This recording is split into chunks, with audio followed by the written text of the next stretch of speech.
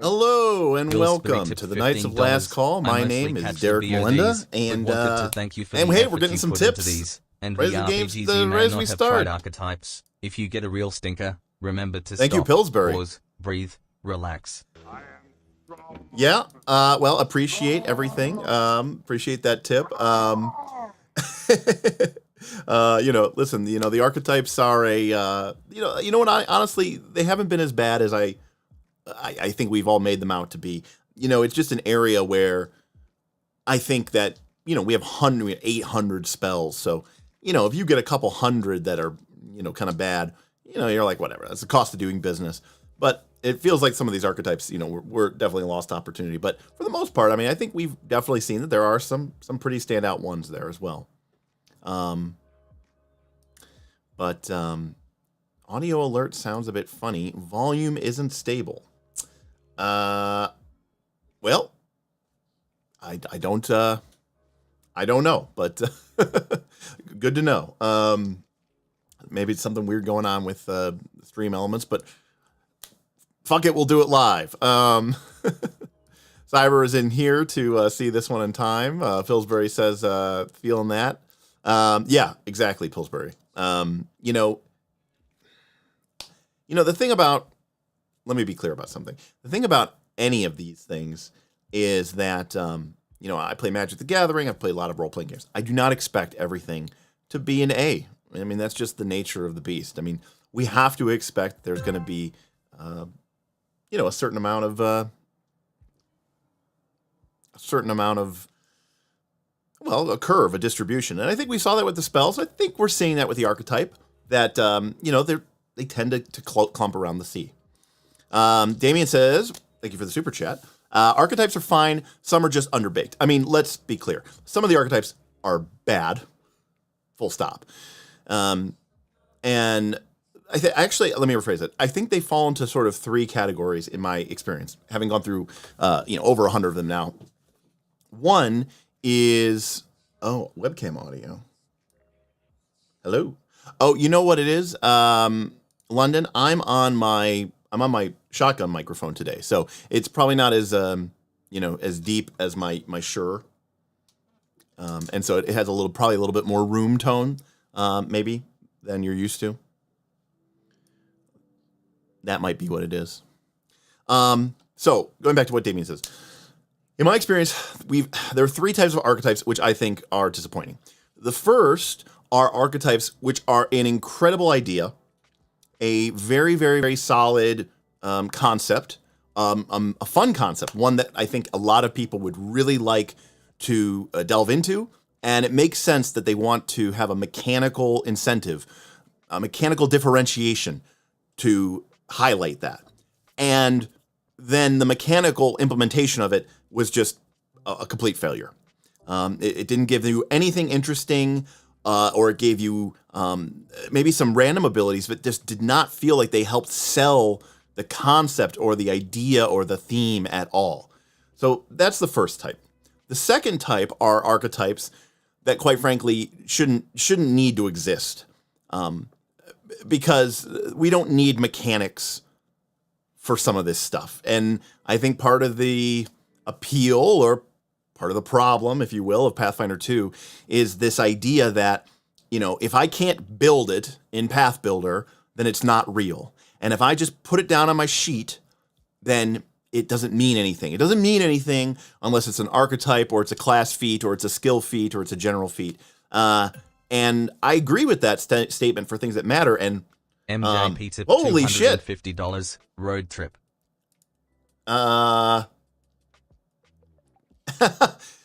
MJP just tipped $250, and is coming in here with a huge sponsor for the road trip fund. MJP, thank you very, very much.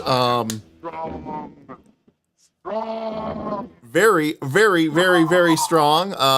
That is an incredibly generous offer, and hey, thank you very much for that. The road trip fund is definitely building up there. For everyone who, of course, doesn't know, we're gonna be driving across country. We're gonna vlog it. We're delivering a handmade gaming table that me and Bob are going to build. Me, Bob, and Smith are going to drive across the country. We're going to try to meet up with some patrons. We're going to vlog it along the way. We're going to get there. We're going to deliver the table to San Diego, California. We live in Cleveland. That is like a 5 or 6 day road trip. And, you know, it's a company trip, so I got to pay. And so, you know, I really appreciate everybody who's been supporting us and tipping us because, you know, it was, you know, it was a bold statement. I mean, to be clear, I'm still going to be out of a bunch of money. You know, I'm going to have to build someone a custom table, laughing out law, but we're all very happy to do that. And so for you all to chip in and support us like you have been, just incredible. So thank you so much for that. Extremely, extremely grateful for that. Now, let's get on with the show. So archetypes that I just don't think should exist because we don't need mechanics for everything. Not everything needs to be mechanicized in order to be real. And then the third option, I think, is where Damien was saying is underbaked ones that are fine, just they're lacking something that really makes them pop off the page, and they just feel like there was a lot of potential there, and they just kind of left it on the. They just didn't go all the way, and that is a problem that I see in a lot of Pathfinder books. You know, there's a lot of things that sometimes feel like they are underdeveloped. But thank you. Yeah, Frostjack for 400%.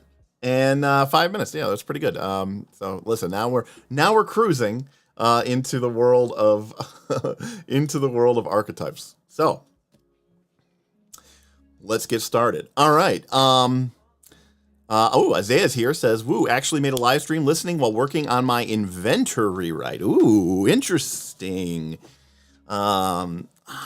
There's some ideas I have for some rewrites for certain classes. I don't know about the Inventor, but we actually got to play with one in when I played in Aaron's Dark of Winter campaign. Kaz, aka Thrawn the Barbarian from our Quest for the Frozen Flame game, if you're familiar with that game, he played an Inventor, and it was it was all right. I mean, I was a fighter, and so I was able to aid him and give him a massive bonus to attack, and that really helped. You know, and plus we're really good at stacking buffs and debuffs.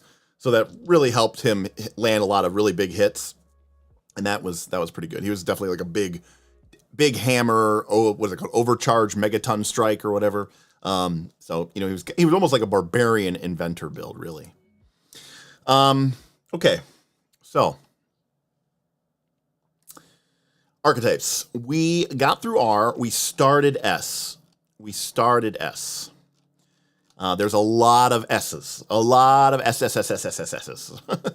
So we're going to be going here for a while. So we're going to go into it. But there are some in the S's that I think, I know are pretty good, and I think we're going to definitely have an opportunity to dig in here. All right, so we did Scout. That is the one that we did do. And here we go. Okay, so we did Scout. We gave that an A in mechanics. Again, we had a rogue in our Abomination Vaults campaign that I GM'd for some friends. We played it on Foundry VTT, and the rogue had the Scout archetype. I thought it performed really, really, really well. There's not a lot of flavor there, but the mechanics are very sound, and a lot of the mechanics have more to do with like being I'd say 60% of the mechanics are more like kind of rogue-like skirmishing, not really scouting. And then you get a couple of scouts, but I would have, I thought it could have been done a little bit more scouting rather than like scout strike. That doesn't even really make a whole lot of sense. All right, let's go into Scroll Trickster. Let's get it started. Hopefully everyone's doing well tonight. How is everybody doing tonight? Let me get a poll.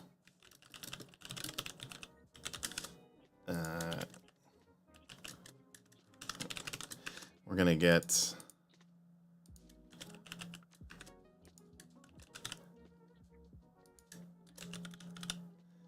some options here going here.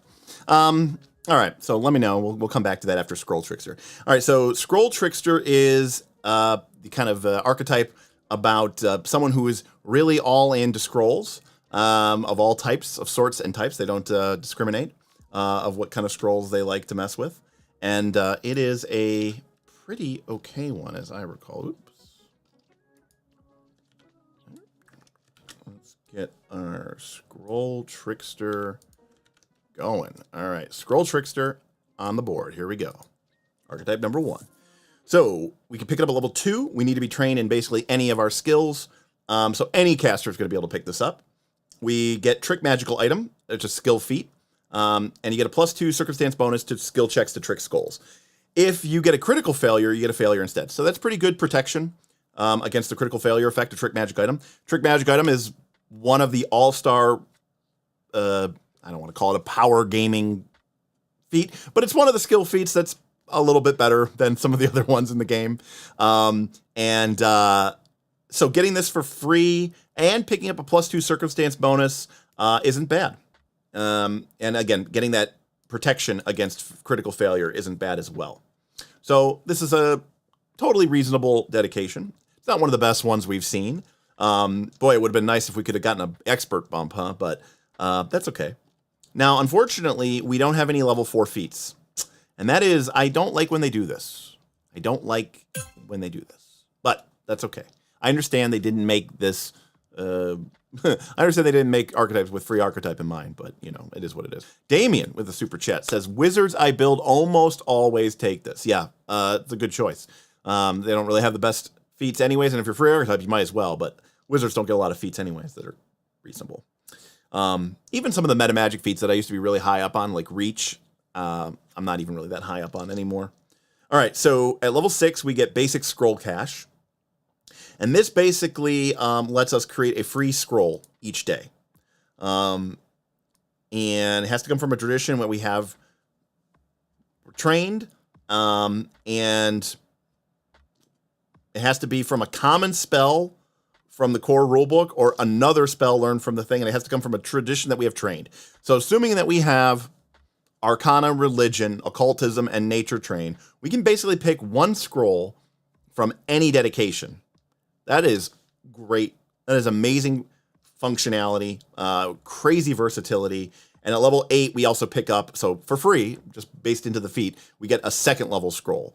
So we get a first level spell and a second level spell of any tradition that we're trained in, which is going to be all 4 of them. And yeah, I mean, obviously it doesn't last and it goes away the next day, but being able to pick up one spell and change it every day, that's fantastic. This is a A+, A+, A+ feat here. So great stuff. Skim scroll.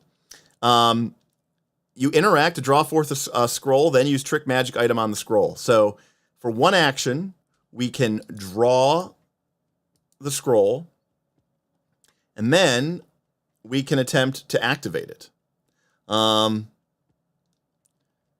Which I guess normally would take 2 actions. I didn't really think about that, but yeah.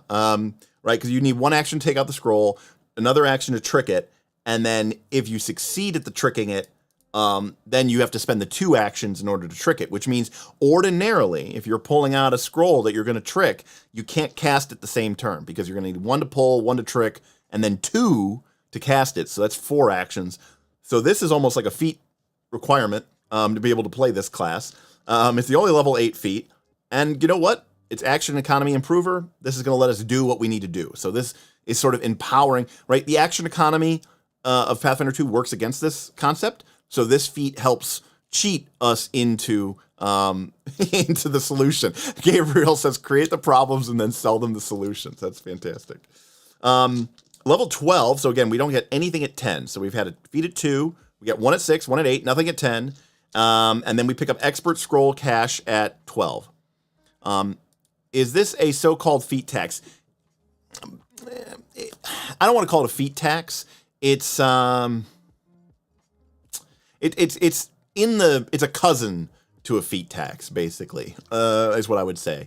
Because someone who's going to be using a lot of trick magic item on scrolls is going to run into an action economy problem really quick, because they're going to need 2 actions to pull it out and trick it, and then 2 actions to cast it, and that just doesn't really work well with the way that the game works.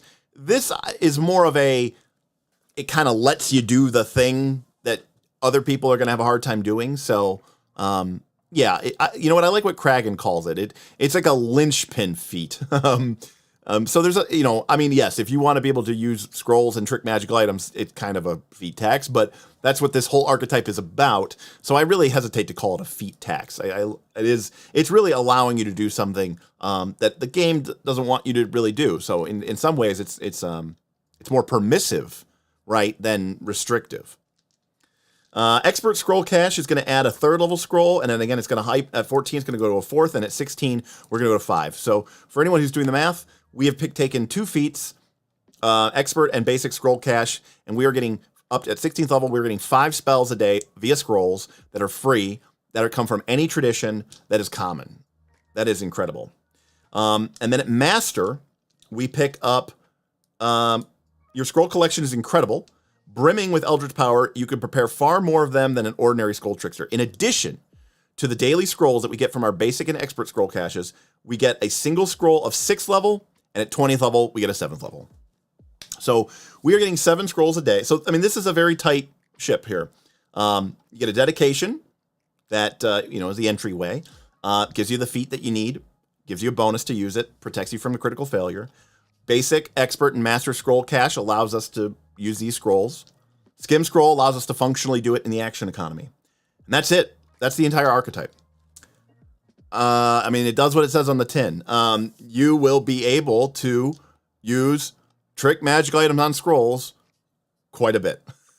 You're going to get, 2, 3, 4, even up to 5 or 6, 7 at the 20th level, which I don't really count too much, but free scrolls a day. And essentially from any of the traditions. That's a lot of flexibility. That's a lot of versatility. You're not really penalized except for the one action that you need to pull out the scroll anyways. This to me is just a complete and solid A. I mean, this is an easy A for mechanics, right? Let's see. Oh, okay. We got a super chat from Cybersmith, who is disagreeing with me. All right. Disagreement. In a tactics game, an unsupported flavor or tactic feels bad. In a cooperative tactics game, it's almost antisocial. Things like walk the plank need feats and archetypes. Doing them otherwise is tactically unsound. Yeah, I am gonna disagree with you. I appreciate the super chat, and I'm happy to have that discussion on the Discord, Cyber. But I just feel like not everything needs to be mechanicized. There's a reason that we have a robust skill system in the game. There's a reason that we have a game master in the game. And, again, as you put it yourself, I mean, it's a cooperative game. I mean, we're trying to be a fan of the PCs. We're trying to encourage this type of stuff and behavior. Remember, the real issue here is the reason that a person walks the... I mean, think about it this way, Cyber. In real life, there was no walk the plank feat. So why did people walk the plank? Right? Why? They didn't do it because somebody made a check on them. It was a conscious choice. They made the choice because it was either that or get shot. And I don't know, maybe in your mind you could possibly... my tip sounds and soundboard aren't working out. All right. Well, someone was saying my sound was not working earlier, so I don't know what is going on with that, but okay, good to know. Let me try something. Okay, I fixed it. It'll be better now. Thank you, Anthony. I mean, Cyber. I mean, I don't want to get off. I don't want. Here, let me do a test. Let me do a test. Horizon Thunder Sphere. Okay, we're better. Sorry about that. Okay, good. Thank you. Sorry about that, everybody. Okay. I'm not going to get distracted about this, but I will just say this. It's a little bit of a weird game that we play, right? Where we can use demoralize to inflict the frightened condition onto a player or onto a monster or a foe. And now that character is frightened. And mechanically, we know what frightened is. Frightened 1, frightened 2, frightened 3. But in the narrative, they're frightened, right? I mean, that's what the frightened condition means. It's what the frightened condition says. You're afraid. That's why you have this penalty. But note, the frightened condition does not do anything to control your actions. The frightened condition, I could be frightened 3 of the dragon, and on my turn, I just move into the dragon and engage it. I am allowed to do whatever I want to do because the mechanics of the game are informing my decision through the frightened status, but it's not controlling my position. On the other hand, walk the plank is the implication is that I am, making them move because they're afraid of me? But what is the nature of that fear, and why would they be doing that thing if not but for the fear of what I was going to do to them in return? All right, so anyways, okay. Anyways, but I appreciate it. Thank you so much for the conversation. You know me. I could go off on this conversation for a long time. Anyways, Scroll Trickster is a solid A. I don't think anyone's going to debate that. I think it's really good. It's not too good. This is fantastic. It'd be cooler if it was a little longer. I'm not going to lie about that, but let's see how everybody's doing. Okay. Well, most of you are good. Most of you are good. A lot of you are okay. Some of you are great, which is fantastic, and some of you are meh. Well, I'm sorry if you're feeling meh. King T says, what are your top 3 best archetypes for sorcerers? Well, champion is probably number 1. Get yourself an 18 charisma, get yourself a 16 strength, go champion, get into full plate, pick up lay on hands, pick up champion's reaction. That's all you really need from the archetype, and then move on. All right. So, Scroll Trickster. Pretty good. Oh God, no. All right, so let's go to Scroll Master now. How many scrolls do we need here? But we'll get into it. All right, well, this is from the character guide, so early Pathfinder. This is related to the Pathfinder Society, so you have to be a member of the Pathfinder Society, and you can only take this at level 6. So that is something to keep in mind. So the theme of this Scroll Master is that you are the expert in esoterica, the wealth of knowledge. You have this tremendous pride in observing, researching, and cataloging creatures. You value knowledge and preparation above strength and cunning. So that is the gist of what this thing is trying to say to us. All right. We need a lore. We need to be an expert in lore, but we're level 6. That's pretty easy. Although, being expert in lore is not so great. Your experience in chronicling adventures and discoveries heighten your discernment and memory. By the way, people.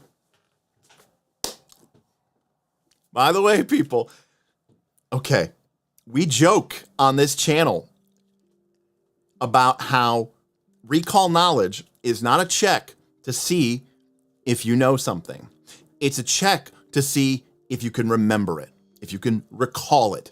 And I have made the point, admittedly with a shit-eating grin on my face, that by that definition, if I make a recall knowledge, say earlier in the session or last session, to figure out whether or not trolls are resistant to acid, or maybe we'll use something a little bit more esoteric, like what are the behaviors of trolls?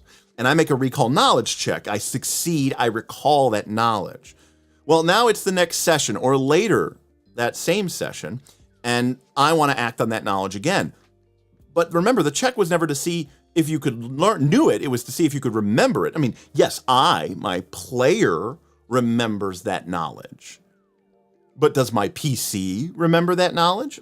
And the joke was that then, therefore, you would be required to make another recall knowledge check to see if you could still remember what you knew earlier about trolls. And everyone was like, ah, ha, ha, ha. Okay, well, look at this archetype.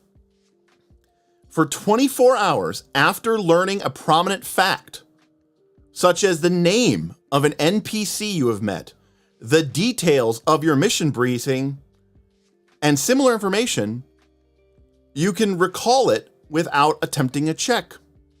Although this doesn't allow you to automatically memorize long strings of numbers and text. So it's not saying, oh, you read a book and you photographic memory. It's basically saying, if you learn something, the game says, no, you don't remember that. You have to make a check. This specific ability here is designed to allow you to skip making the check to see if you remember the name of the NPC that you met.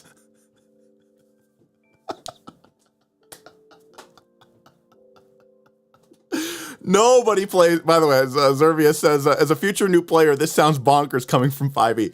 Nobody, and I mean nobody, Zerverse, plays this way, including the game designers of Pathfinder 2. Can we give this an F- just for the implication alone? 2 Scoops says, my God. And Anthony, oh my God, what is this? And Kragan is right on the nose here. A classic Pathfinder, introducing something to imply it cannot be done without the feat. Has any game ever found a good way to represent the differences between player and character knowledges? It feels like it should be enforced. Yes, but no system I've ever come across, Cyber, is perfect. It is somewhat of a problem. Gabriel says, no fucking way. Recalled knowledge to, I mean, listen to this. Does this mean that Paizo doesn't want players to take notes? I mean, look at what this is saying. It is the I mean, time can of you ranking. imagine this being a thing here? It's crazy. Mighty Dave came in with a $5 tip. Thank you, Mighty Dave. Says, it is the time for the ranking. Thank you so much for that. Appreciate it. This is why I don't really play Society. Play like what's a dumb ruling. Yeah, I mean, that is very dumb. Note taking is cheating. All right. I don't think this needs to be mechanically forced. It's a social contract based on the shared expectations of a group of players. Isaiah, you're 100% correct. Nobody would ever actually play like this in a million billion years. And I just think it's very funny that we always kind of made fun of that because that's what the rules sort of implied through recall knowledge. In any case, this here is saying that, and by the way, the Scroll Master, their shtick is that they are scholars who take pride in remembering and learning and cataloging and right. So this it ties into this idea that they're basically paying attention. Now, to be fair, this did come out when the game was brand new. Kragan, at a meta level, having to struggle to remember the name of someone I met yesterday, all right, you got me. I mean, because to a certain extent, right, when you take notes as a player, I mean, this comes down to this whole idea between what is the player and what is the PC, and what is that difference, and how do we decide that difference? A lot of people here are saying, oh yeah, well, my PC knows something, and I don't, or I know something, the player, but the PC doesn't. But there's a very strange sort of world that opens up. All right, back to the archetype.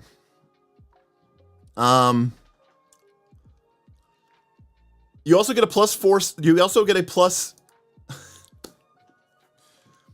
You also gain a +2 circumstance bonus to checks to remember a detail that has come up before the current adventure, even if it was more than 24 hours ago. So, hey, like, if somebody remember, hey, what was the name of the innkeeper from the Rusty Dragon from back in Sandpoint? If someone starts going to their notes, stop them. They're a cheater.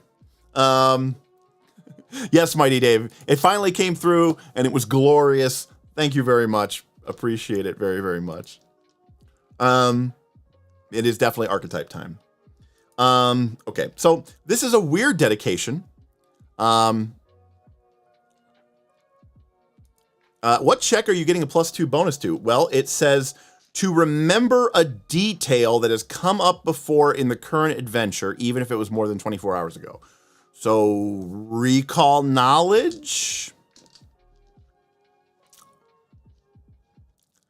All right. So this is a very strange dedication, and I don't know how to process this. Foolproof instructions. You feel confident that you can explain your soul scrolls so well that even your allies can use them, hopefully. During your daily preparation, you can select a single scroll and instruct a single ally in its use. Until your next daily preparations, that ally can attempt to use the scroll with a single action that is the manipulate trait. The ally rolls the skill corresponding to the spellcasting tradition. So basically, you give one scroll a day as a trick magic item. Because if they succeed for the rest of the turn, they can cast it. So this literally is just giving one scroll a day as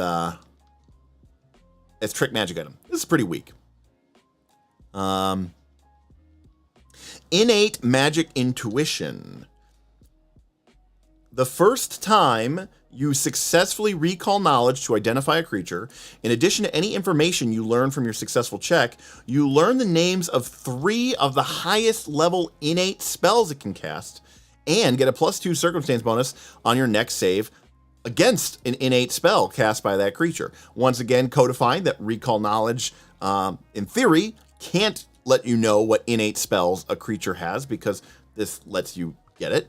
Or at least defines it as such. But assuming that it isn't something that recall knowledge is able to do, I mean, this does something. So, I mean, this isn't great, but it's okay.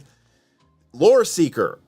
You can cast Comprehend Languages, Restore Senses, and See Invisibility as innate spells each once per day. Rick has tipped $15. This is a terrible mechanic, but supporting the channel. Rick coming in with a $15 tip. This is a terrible mechanic, but supporting the channel. Thank you, Rick. And Rick, by the way, the month got away from us, but I am going to Vegas in like 3 or 4 weeks. I got to check my calendar. Rick, I want to do Traveler before I go to Vegas, so we need to set that up. We're going to finally have some space in the calendar now that the first looks are done, so we can get into the Traveler. Thank you, Rick. Appreciate it. Magic Finder. You get detect. You're a level 8 scroll master, and now I get detect magic and read aura cantrips. I get locate once a day. Okay, this is bad. We get transcribe the moment as a focus spell. Oh god.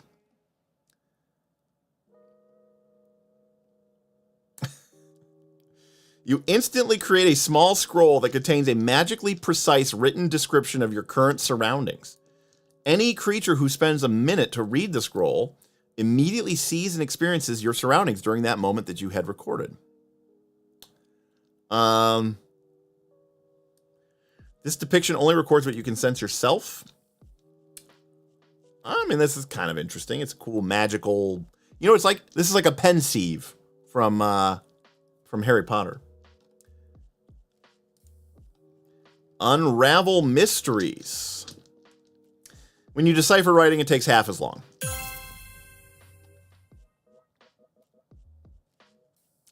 Foolproof instruction is nice. Fighter plus True Strike.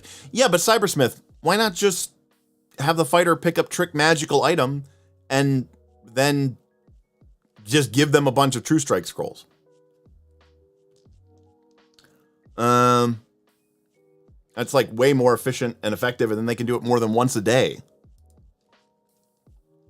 And they already have to make a check. They have to make an Arcana check if they're, or a occultism check if they're using that from that tradition. The fighter does. So they're already, Bestiary Scholar. When you gain this feat, choose one of the following skills in which you have obtained master level proficiency. You can use the chosen skill to identify any creature normally identified as of the above skills. But in addition, when you critically succeed at identifying a creature, you get a +1 circumstance bonus to your next attack roll or save against that creature. This is fairly weak and unimpressive. You have to critically. This reminds me of Monster Hunter, which is always disappointing.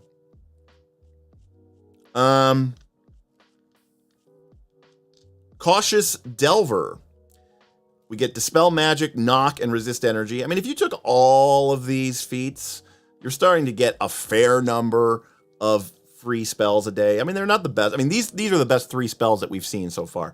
Dispel Magic, Knock, and Resist Energy. Font of Knowledge. Hey, let's double down on the vagueness of Recall Knowledge. When you know something, you know it in a great detail. When you succeed at a check to recall knowledge, you gain additional information or context. When you critically succeed, you might even have more additional context or information. So what does this mean? Anything? Nothing? Who knows? Like, as a GM, I'm serious when I ask this. If somebody at your table critically succeeded on a recall knowledge check versus somebody critically succeeding with the font of knowledge, would you even know how you would do that differently? Masterful obfuscation. Oh my God. You can deceive people with your knowledge. Instead of lying using deception, you can lie using your knowledge. That is pretty damn... I mean, it's a skill feat, so I'll give it a pass, but that's very much of a skill feat. Determined Lore Seeker. We pick up Comprehend Languages, Restore Senses, and See Invisibility, and we can cast these 3 times a day instead of once a day. Okay, that's starting to get pretty good. Comprehend Language gets heightened. Restore Senses is heightened to half our level. That's nice. And when we cast Invisibility, we can use an action, which has a concentration, to see invisible creatures normally. Interesting. Okay, I mean, these are starting to stack up. Ward Mind Final Reaction. If we are affected by a mental effect that we gained by failing, but not critically failing, to protect the knowledge in your mind from intrusion or erasure, you ward yourself against mental attack. Until the end of your next turn, you ignore a simple mental effect that meets the requirement. You can suppress a particular effect using Ward Mind or Cognitive Loophole only once. And the trigger is your turn ends.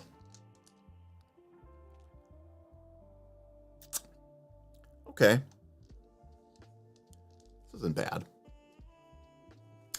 All right, so Scroll Master. It's a very weird class that interacts with recall knowledge. Twixter says, "Oh my God, Font of Knowledge is just recall knowledge. What even is this?" I mean, you get a lot of innate spells, but by taking feats. But I gotta put this thing at D, right? I mean, there's just no way that this isn't just a D, right? All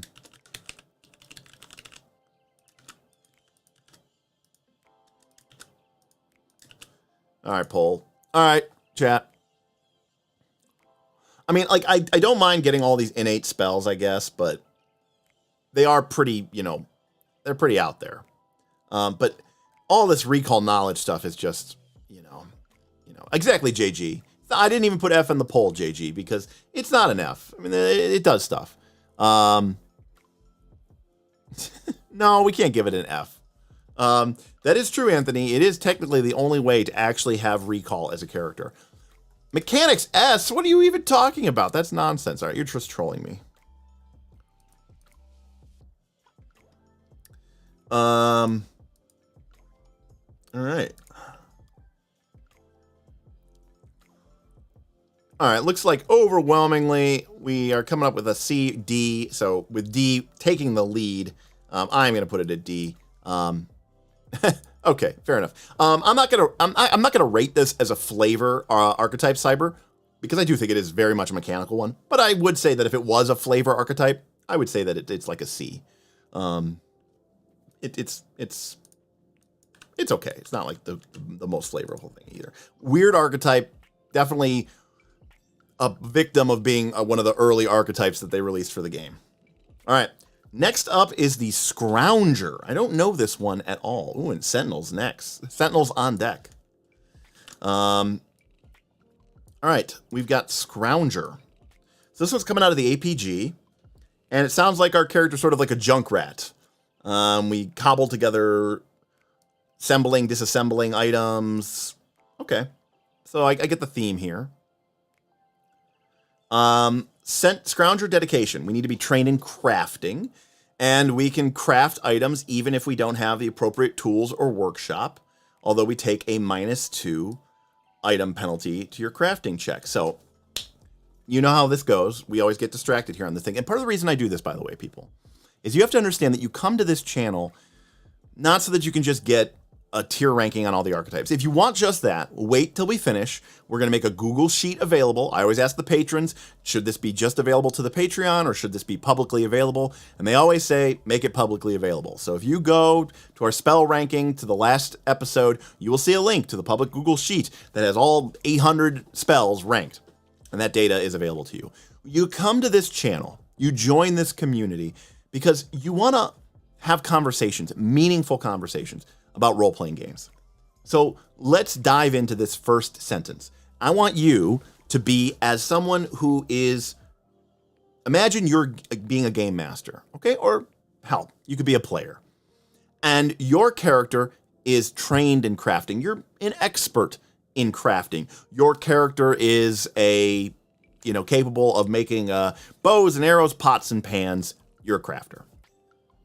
So you go out and you say, hey, I want to cobble together some sort of block and tackle so that we can maybe get some leverage so we can help move these boulders out of the way of this pass.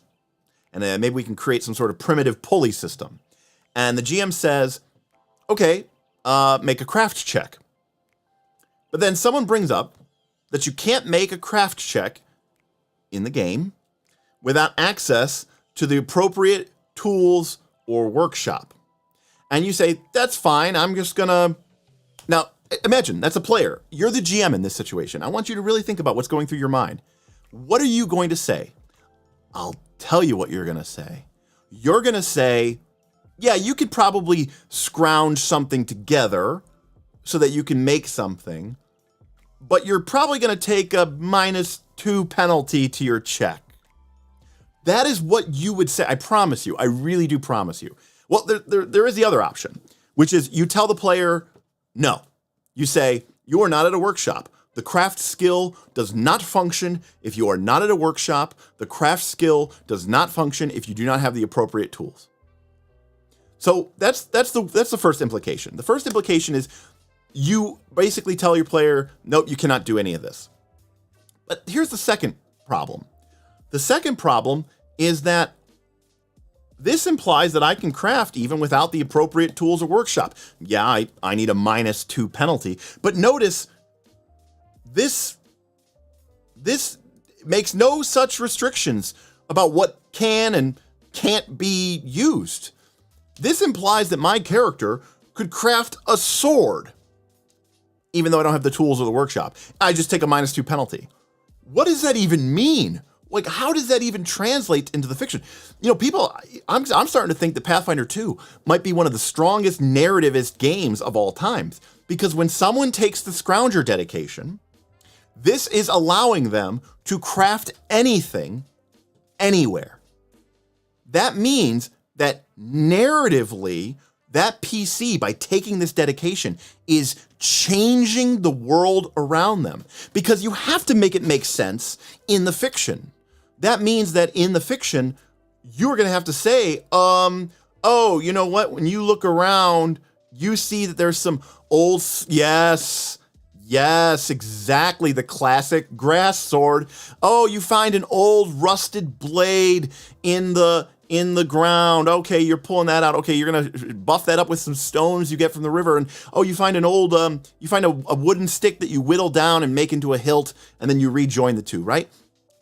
It's crazy. Yeah, you can make coffee. It makes a coffee can forge in the desert. But here's the thing. This dedication is implying you cannot ever do those things without this dedication. And that with this dedication, you can always do these things. Now, I know what you're saying. Derek, that's silly. The GM could just say otherwise. You're right, they could. So then why does this need to exist? If the GM can just say, yeah, you can scrounge together some things and it's kind of not ideal, so I'm going to give you a penalty to your check because you're using bad tools in a poor circumstance. Or even if you had this dedication, the GM might say, to Cyber's point, no, I don't care that you have the Scrounger dedication. You cannot make a suit of full plate armor in a prison cell. So if we are accepting that the narrative and the fiction is trumping the game mechanics, then why do we need the game mechanics to explicitly spell this out? Right? And this is just sort of a hallmark of what we've encountered as we've gone through this archetype, what we have learned about this game together, is how it approaches its interaction. On one hand, I don't know, it almost feels at times like it's trying to be a GM-less game.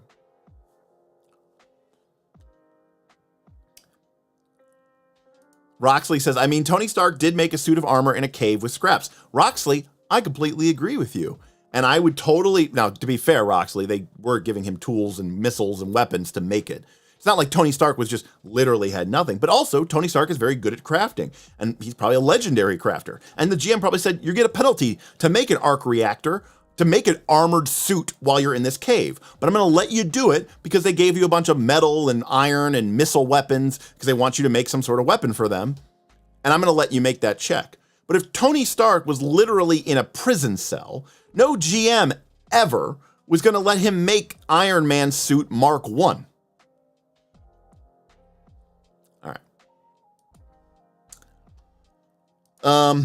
Additionally, you don't need a physical formula book. So anyways, I fundamentally have problems with this in its entire nature and structure. We can craft temporary items out of anything. This is separate, by the way, from this first paragraph. The first paragraph lets us craft. That's like the normal 4-day craft stuff. You can craft temporary items out of anything, anywhere, with whatever materials happen to be on hand, spending only 10 minutes to perform the initial crafting check. The temporary item must be common, non-magical, first level, or lower. And again, this is being very specific. Out of anything, anywhere. It has to be common, non-magical, first level, or lower, and so this is what I'm saying. This feat is probably one of the most narrativist feats I have ever seen in my life. Because when a player chooses to use this, okay, the world around you changes to make it possible. It has to. It has to, right? You can't just literally say you're pulling this out of thin air. No, there wasn't the materials around to make a very, thrown together crowbar. But because the Scrounger has the Scrounger dedication, and because they can craft a temporary item, you're using a fate point to change the scene, Anthony, but there's no fate point. They just do it every single time they make this check. Anyways, it's very interesting.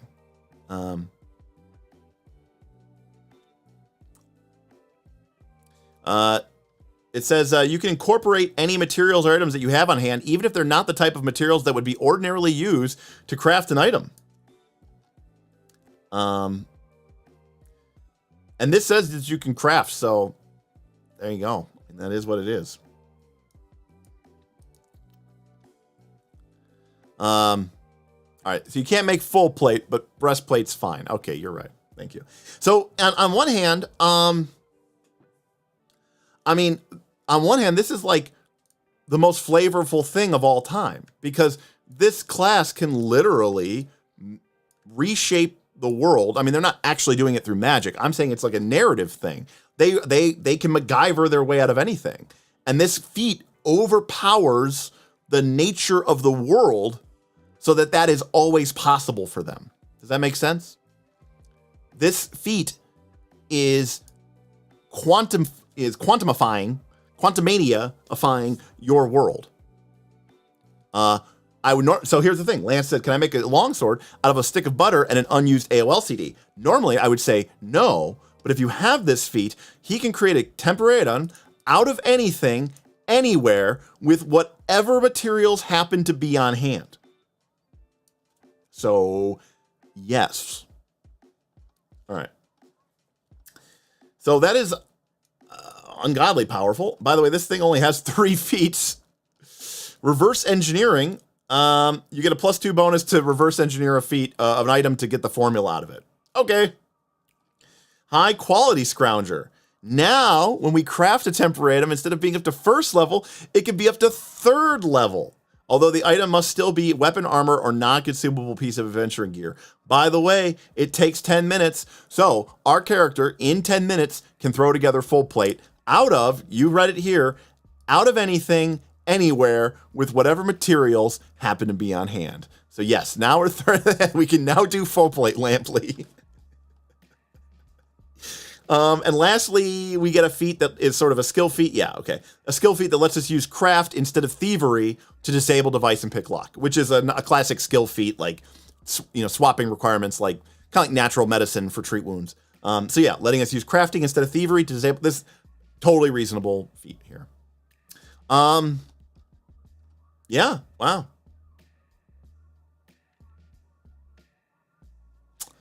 I mean, it is uncommon.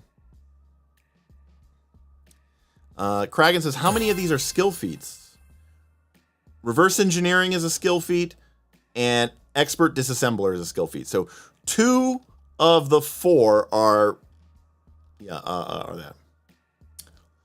We got a super chat from Cyber. Thank you, Cyber.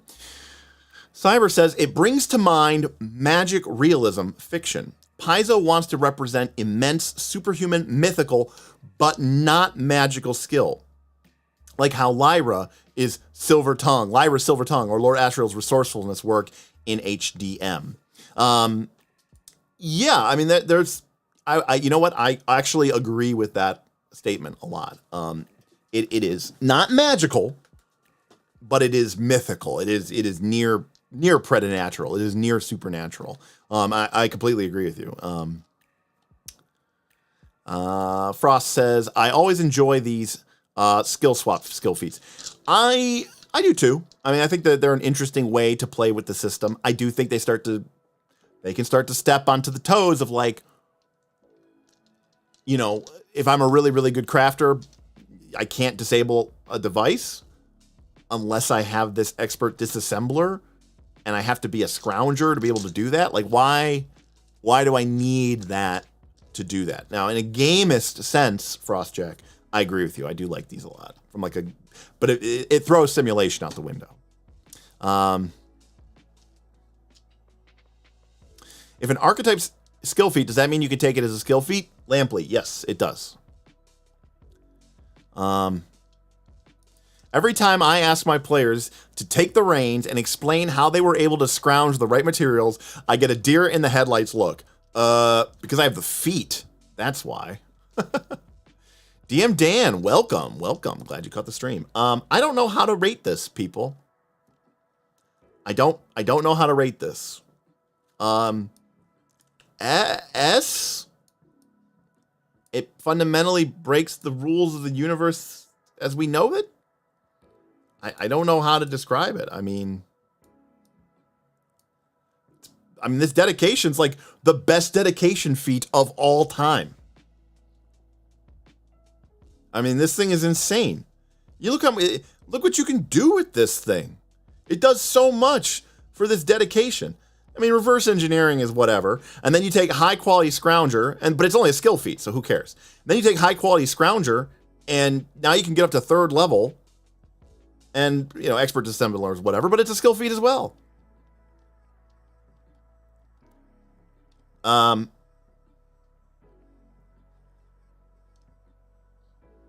It's crazy.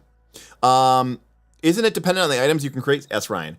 Yes. So the first part where this is saying I can use the normal crafting rules. The crafting rules we all know and love. Spend 4 days, make a check, spend half the money, right? I can do that without tools or a workshop. Then and for that, yes, I would need the formula, Ryan. Separately, I can craft temporary items. And for this, I believe I do not need the formula.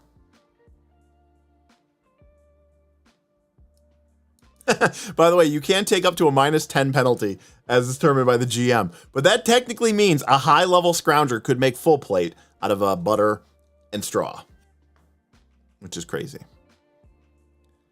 Frostjack, S, but really D, because no GM would ever run this as written. It is mechanically powerful. Is it mechanically powerful, though? I mean, I kind of think it is. I don't know. I mean, this is a very, very weird archetype. There's no other way to describe it. Scrounger on mechanics.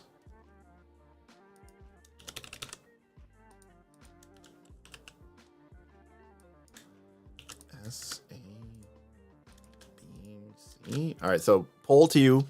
Not very gamist, Anthony. Very narrativist. Because this feat is basically saying, I want to be MacGyver, Anthony. This is what this is. This is the MacGyver. I want to be like MacGyver.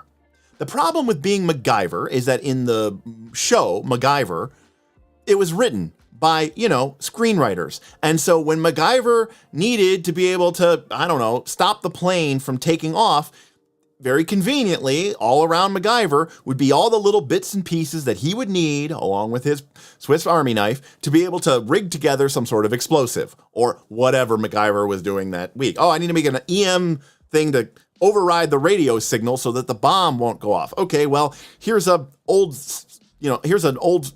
cassette player and an old radio, and I'm going to mix them together. Okay, whatever. The point is, the writers made it very convenient. Now, MacGyver was brilliant, but also that stuff was around for him to use in order to be brilliant. Scrounger is the MacGyver archetype, and it's someone saying, I want to be like MacGyver. And the GM says, okay. And the rules enforce that narrative reality. It changes the nature of your game so that you can be MacGyver.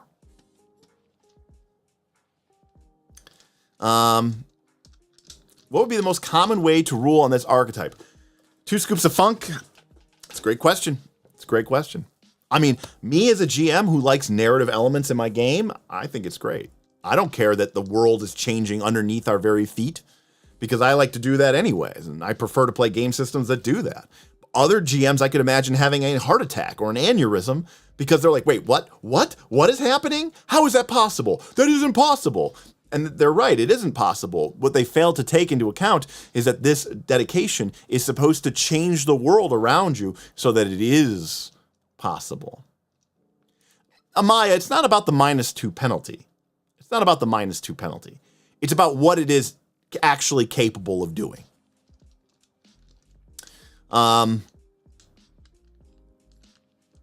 Frostjack says, I feel like leaning full narrativist would make this make a bit more sense and handle materials with a flashback. Sure, it could be a flashback, or again, it could just be that situation where you say, oh, how convenient that there's the manacles right here, and I can use those along with this little bit of leftover fat from the meal they gave us to make a primitive lantern or something,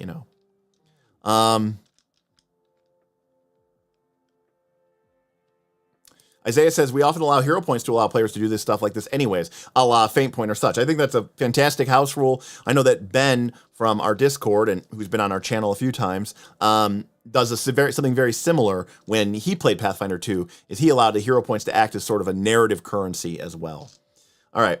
Well, ultimately, S came up very high, but it did not get S. So we will go with just that.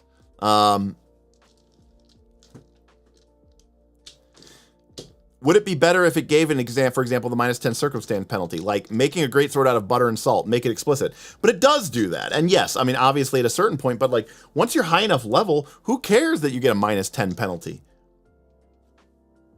I mean, the DC to make it is pretty simple. So you can just make it out of butter. All right. That's a weird one, folks. We're learning more about Pathfinder 2 every day. But the other thing is too, is like we're learning about Pathfinder 2 through the eyes and the lenses and the perspectives of all of these different authors, right? We are seeing it viewed very differently. Again, one of my critiques of Pathfinder 2 is I feel like it lacks strong oversight. And they might have done that as specific. Cybersmith wanted an example of what you would create with that -10 check. Oh. What would I create with that -10 check? I don't know what that means. Would it be better if it gave an example for the -10 circuit? Oh, like would it be better? I don't think it has to. I mean, there's not a lot of other instances where they use examples. I mean, yes, they could have made that example. But I feel like making that example, as absurd as that is, would cause people to have more problems because they're like, wait, no, it can't possibly be serious. That can't possibly be what they mean. There's no way. There's no way that that's what they mean. All right, Sentinel. A classic go-to. Sentinel. Armor. This is that. I want to be armor. Not as good as the Sentinel feat from 5th edition D&D. So here we go, folks. One minor problem I have with this. Sentinel is I want to be the armor, you know? I want to be the armor. I want to be the armor. I'm the armor guy. I'm the armor gal. Champion dedication gives you heavy armor, just straight up. But for some odd reason, this only makes you train in light armor and medium armor. Yes, if you are trained in light and medium, it gives you training in heavy as well. So, I mean, it does, for all intents and purposes, it gets you to heavy armor. But it's a little weird that the champion just puts you into heavy, but the Sentinel dedication doesn't. But that's fine, whatever. Now, what does this really do? It does this, and this is the most important thing. You gain training in heavy armor as well. Okay. Whenever you gain a class feature that grants you expert or greater proficiency in any type of armor,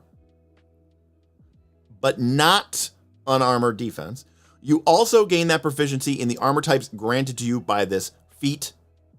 If you are at least 13th level and has a class feature that grants you expert proficiency in unarmored defense, like a spellcaster, you also become an expert. So this is because the way that the general feat armor training works is it makes you trained and it never makes you any better. So if you start off at the beginning of the game and you take the armor training feat, it's going to let you take a more powerful armor, but it'll never go beyond trained. And there's no way in the game for you to ever go beyond trained. So in a sense, this is like a rules fix. This is a mechanics fix that actually lets people upgrade their armor and actually gain improvements in it that you otherwise would never be able to get. So, yay, the game works.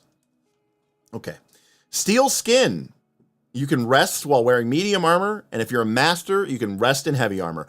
Bob would love it. It's a skill feat, which is weird that that's a skill feat, but you have to be trained in survival. Cool. I don't mind this. It's a skill feat. I like it. It makes sense. Your character's used to wearing their armor like a steel skin. I like it. Great. Armor specialist. You get the armor specialization. Now, you get it early. Picking up at 6th level. Great. I am really good at my armor. This is really doubling down on the mechanics of this. And it's making us good. I want the armor specialization of my armor. Yeah, this is great. Armored rebuff is a reaction. Okay, only an adjacent foe critically fails an attack roll to strike us with a melee weapon or an unarmed attack, and we're wearing heavy armor, or medium or heavy armor. We rebuff their puny attacks with our armor, knocking back our foes. Make an athletics check to shove the triggering foe, even if we don't have a hand free. If you succeed, we cannot stride to follow their foe. I mean, it's not the best reaction in the world. They have to critically fail, but I mean, it's a reaction. You're probably more likely to critically fail your last attack, but there might be a situation where pushing them back is not a bad thing. Not the best one, but it's okay. Mighty Bulwark. Our Bulwark ability goes from +3 to +4, and here we go. This is the T, people. It applies to all reflex saves, not just damaging reflex saves, okay? This is how you avoid your low dex fighter, heavy armored fighter, from getting tripped for all time because their reflex sucks, because their dex sucks. This essentially makes Bulwark do what you want it to do. For all intents and purposes, you now have an 18 dexterity for purposes of your reflex DC. this is fantastic. This is it's appropriately leveled, level 10. This is an A+ feat here for sure. Okay, we got 2 more. One coming in at level 10, which will probably take it to level 12. Sacrifice armor. You are hit by a strike that deals physical damage as a reaction. With divine awareness, because it's from the champions, you twist your body to lessen the impact of an attack. Reduce the damage you take by an amount equal to twice your armor's level. Your armor becomes broken, reducing its hit point to its broken threshold. Yikes. Broken, not great. And if your armor was already damaged, it was destroyed instead. It's kind of a last-minute Hail Mary type thing. I mean, you're supposed to want your armor. I don't know why you're sacrificing it, but twice your armor's level if your armor is somewhat competitive with your level. You're level 10, maybe your armor's level, 10, 8, 9. You're reducing 18 points of damage as a reaction. It's more than your champion reaction. Kragan says full plate is 2. Yes, but your +2 full plate is not level 2. Your +2 full plate is, whatever. It's level 10, 12.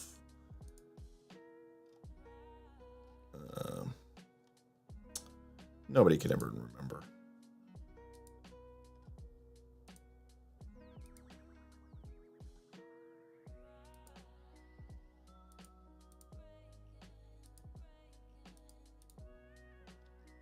Let's see here. Here we go. Your +2 armor, your +2 is level 11.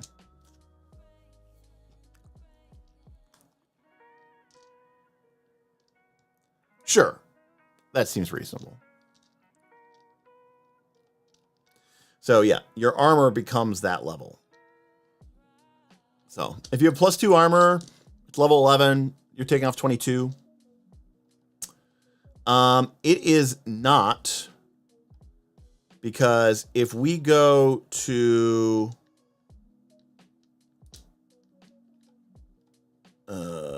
Jesus, where is it? If we go over to, here we go. You see, it refers to the armor as +2 resilient armor, which is, 14th level. Like that is an item in the game.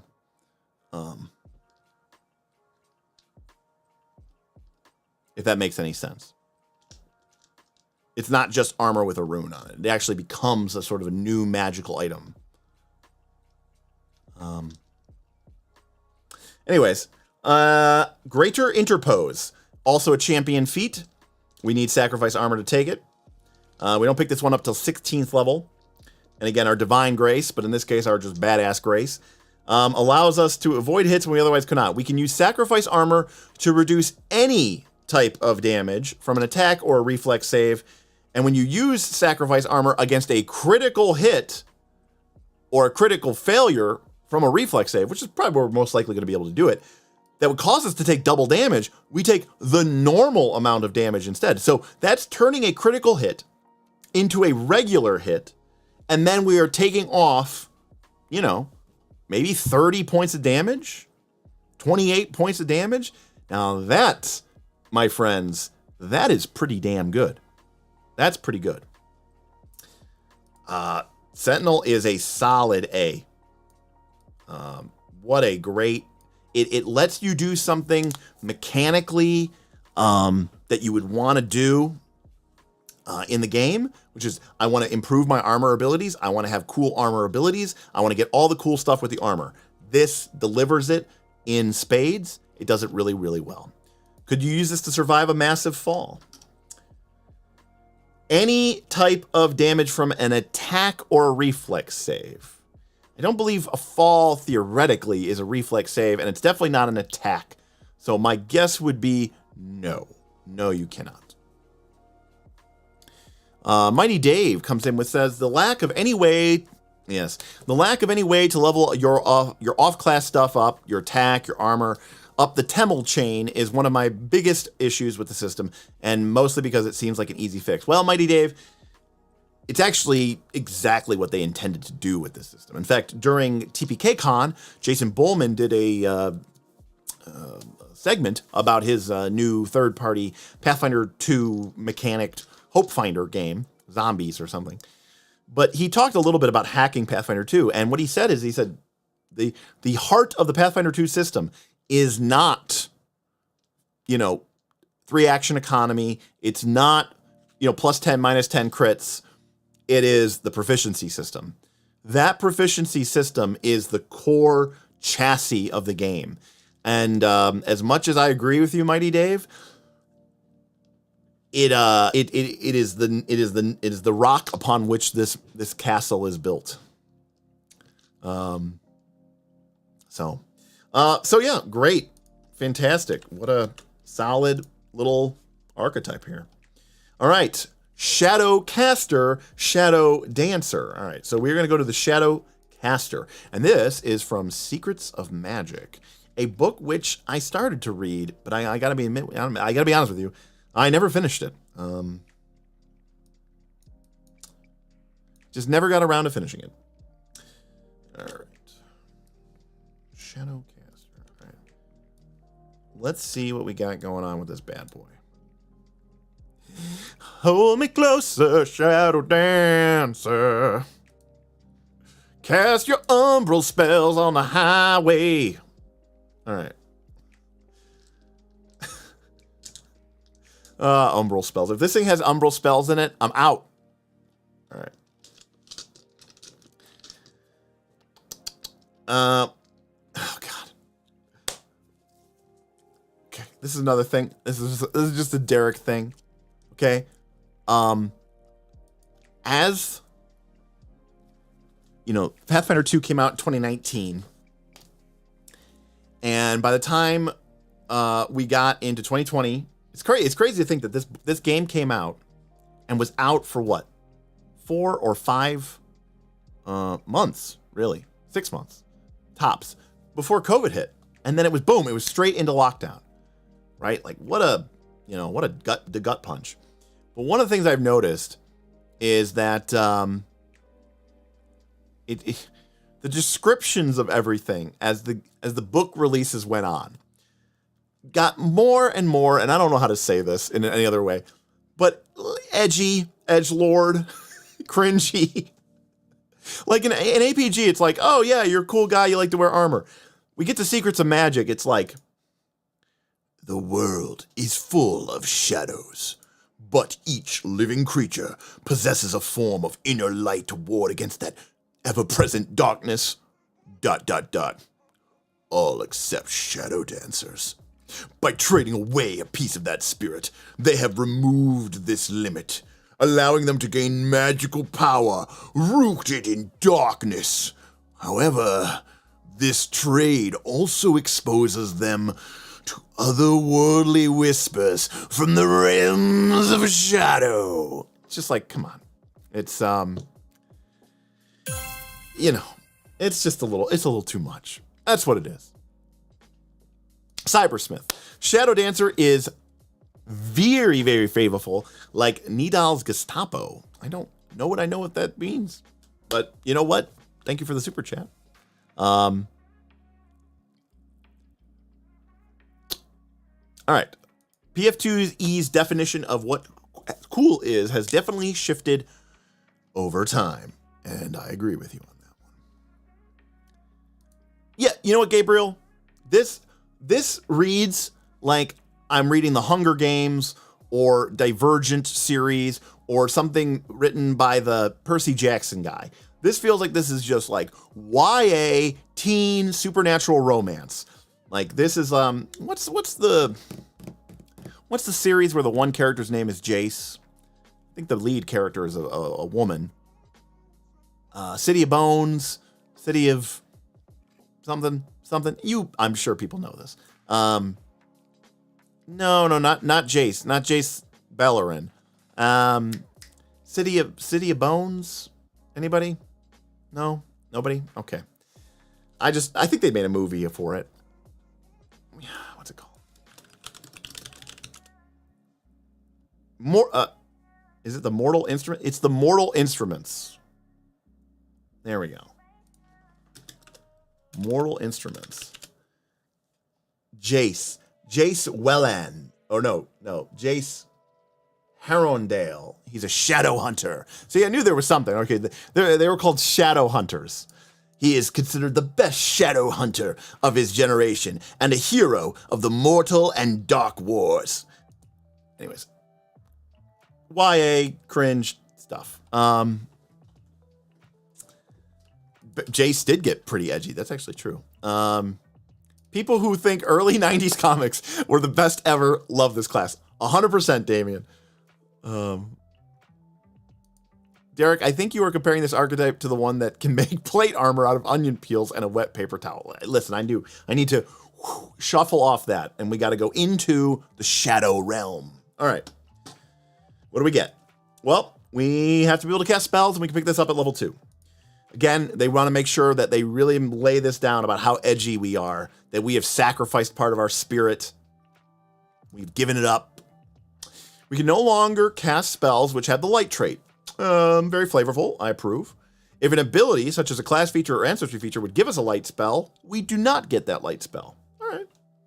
We get the Cloak of Shadows domain spell, which is a focus, coming from the darkness domain out of clerics, which is darkness. And we get we can siphon power from the shadow plane to refill our focus pool. And again, all of these refocus activities are total and complete nonsense because they're entirely FBT, but whatever, I appreciate it.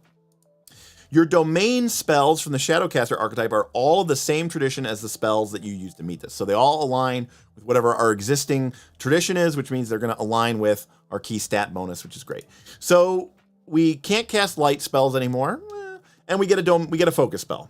We get a domain spell, which is essentially darkness. Yeah.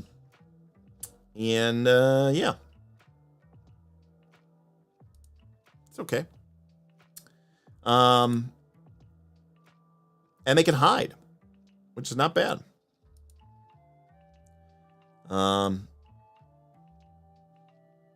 Pretty cool. So, very good stuff. All right, Familiar. Well, Familiar suck in Pathfinder 2. Sorry, they suck here too. All right. I mean, they're flavorful, but they don't really do anything. Shadow spells. Hidden darkness. See, they couldn't just say you gain some spells that have the word shadow in them. No.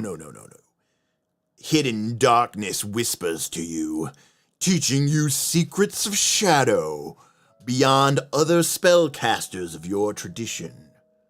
Oh, you know what? This is not appropriate.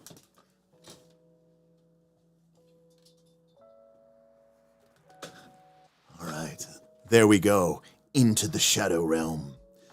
All right, so we get Replicate, which is, of course, my favorite shadow spell. Shadow Army, Shadow Blast, Shadow Projectile, Shadow Raid, Shadow Siphon, and Shadow Walk to our spell list. We can cast these even if they are not on our traditions spell list. So we don't gain any spells, we just gain them on our list, which is... whatever. Apparently everybody is in for Raid Shadow Legends. Shadow Blast is at least legit. Yes, it was. I think we got it might have gotten an A or a B plus or something. I think when we did the Spells Matter.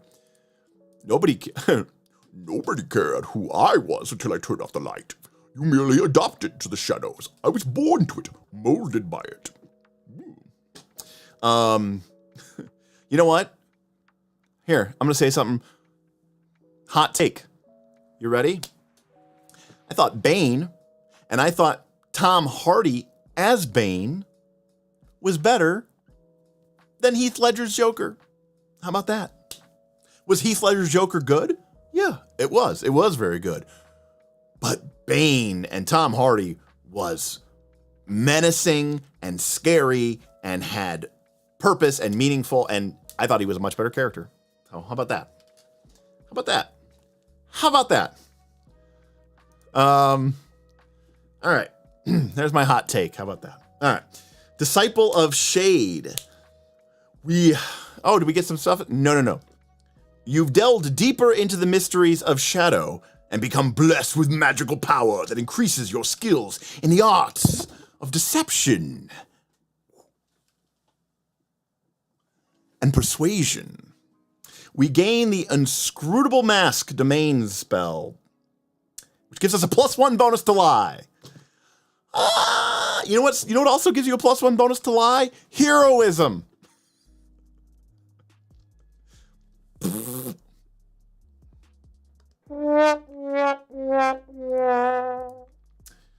All right. Enhanced familiar. Well, familiar suck. Enhancing them makes them suck more. That's how that goes. Shadow spell. Okay. From a meta magic feat. He didn't we're talking about Bane. Yeah, no. Comic book Bane is stupid and dumb anyways. I don't like comic book Bane. I don't ever want to hear you shitting on me like the new Star Wars movies. I will shit on you. Those movies are horrible and they don't deserve to ever be watched. Okay. So, meta magic. You know what this thing needed? This thing should have just been like, you have the Shadow Signet ability at all times. That's what this thing should have said. But anyways, Shadow spell. You attach a piece of your shadow to a spell to cloud the senses and cause mischief. If the next action you take is to cast a spell that has the shadow trait, choose one creature, only one creature affected by the spell. So if you attach it to a fireball and you hit everybody, then only one person gets hit by it. This creature either gains a +2 status bonus to stealth or takes a -2 to perception, and it lasts a round. This might be one of the worst feats we've ever seen here. Oh wow, I really listen. I've somehow united Cyber and Dave. I've united all sorts of various different people here. Do you feel in control? Okay, episode 8 was fine. Episode 8 was a reimagining. Right? It was a reimagining, in a sense, of A New Hope. It really was. It was a telling the New Hope story, but with a more diverse cast, a more interesting cast, modern graphics, and I don't think the storytelling and pacing was as good, but it was essentially a retelling of A New Hope. So I don't think episode 8 was horrible. And it set up some interesting ideas. The idea of Kylo Ren and his path and killing Han and who was Snoke. And then, of course, obviously, I'm thinking of 7. Sorry. 7. Okay, episode 8 was a dumpster fire that was utterly horrible, completely irredeemable, utterly waste of a movie until they came out with episode 9, which retroactively made 8 better. Because 9 was somehow even worse. No, I'm sorry. You're right. I was very confused. 7 was fine. 8 was a disaster. 9 was... I don't even know what that movie was. I don't even know. Okay, all right. Good, I can't maneuver. Stay on target. We're too close. Stay on target. This meta magic feat sucks. Okay.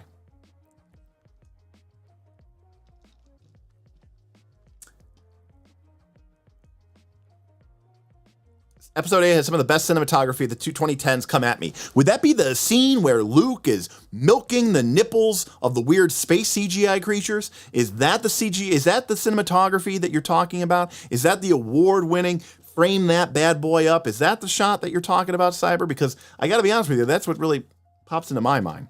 Just saying. Oh, I'm sorry. That somehow makes it worse. Shadow Reservoir. Oh, my own shadow speaks to me, providing knowledge and spells and a magical reservoir of power. You have no power here. All right. Your Shadow Reservoir contains a single spell of each spell level at least 2 levels lower than your highest level spell you can cast. Once again, proving that in Pathfinder 2, the designers and the devs really only care about and consider your highest level spell and your second highest level spell. Essentially, the game doesn't give a shit about anything that is more than 2 levels lower than your highest level 2 level spells. The spell must come from your spell list, you must have access to it, and you must require a spell attack roll or a saving throw. So damaging spells essentially only, or debuffing.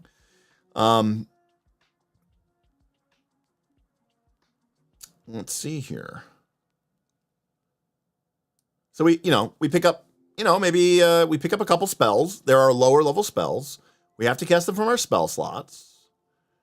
We can spontaneously cast a spell from our Shadow Reservoir by using one of our spell slots of the same level. So we're not gaining any slots. Oh. They gain the Shadow trait, and creatures can disbelieve them. What the hell is this even doing? Making fake spells that are... So now not only can our opponents pass the saving throw, they can also disbelieve the spells, and they're not even real to begin with. Oh my god, look at this edgelord stuff. Look at this edgelord. Each time a creature fails its saving throw against a spell cast from your reservoir, you gain a small tattoo inked on your flesh out of pure shadow stuff. It's so edgy. I do not believe you could attack the darkness, Amaya. You are a friend with the Amayas. You're a friend of the darkness. Secrets of Shadow. We get a spell that is 1 level lower, not 2 level lower. Yes, this is a straight up nerf. You are in theory gaining some flexibility. That is what you're doing. And now our tattoos do something.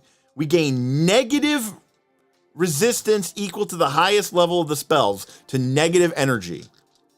Cool. So when we're casting shadow spells against undead wraiths, then we get negative resistance that can help us protect ourselves from them. Shadow magic. Okay. Additional shadow magic, shadow illusion, darkness, focus point, shadow power. We get shadow blast once a day.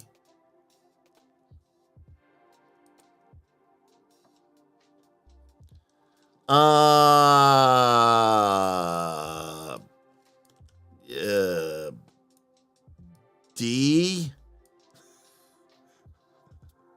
This doesn't see. I mean, maybe, I don't know. I don't really, there's a lot of stuff here. I don't even know that any of this is even happening or anything like that. This is just nonsense. Yeah, I mean, you know what? I'll say this. If you want to be edgelord extreme, I'll give it to you. Shadowcast flavor S, please. Come on. Come on. This is no pack binder. Okay? I'll give you flavor A. That's as high as I will go, and that's me being generous. Generous because you all have been supporting me tonight. Okay? Bro, shadow tattoos. All right, you got me. A. I'll go A flavor. You're going to be disappointed mechanically, but if you want to be the most edgelord of all time, you got it. Salty bacon, A. Is it giving you Shadow Signet for free? Somehow, Twigster, no, it is not. It is not. I have altered the deal. KC, enjoy the movie. What you watching? Oh, he's probably leaving, but what are you going to watch?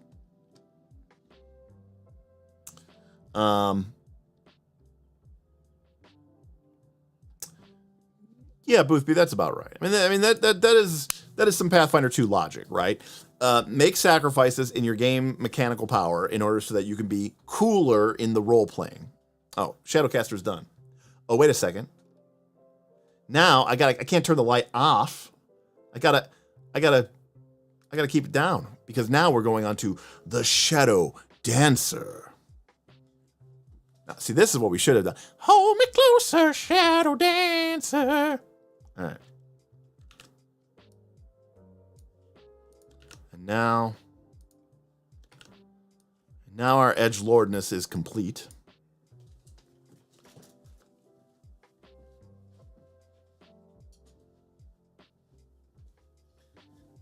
All right. Okay. All right. Here we go. All right. We are in complete darkness here, only illuminated by the glowing beer cinder that is our soul. You should never go full shadow, but he has. He has gone full shadow. Shadows, they call out to a potential shadow dancer in a myriad of ways. Often, it starts with a fear of the dark, fear of enemies, or an underlying uncontrolled anxiety and the desire to gain power over the darkness. Many potential shadow dancers hear the shadows whisper in their head. First dismissed as some perverse trick of the mind, the whispers can seem to ebb and wane, but a true calling becomes more lucid, more compelling. In some shadow-infused lands in the Pathfinder setting, particularly Nidal, Ustalav, and even Cheliax, organizations search for and recruit those called by the shadows, eager to transform them into spies and assassins, but the call can come to any creature anywhere. It's just a question of whether the creature heeds the call and forms a pact with the shadow. Darkness is amoral, but not without its champions for good and even law, although it is true that such shadow dancers are far and few between. Dungeons and Dragons. Satan's game. All right. Yes. That is the most Papa Roach. This is where Cut My Life into Pieces just rocks in on a hard power chord and just starts blaring out some early 2000s, new metal rock. Linkin Park starts going off. All right.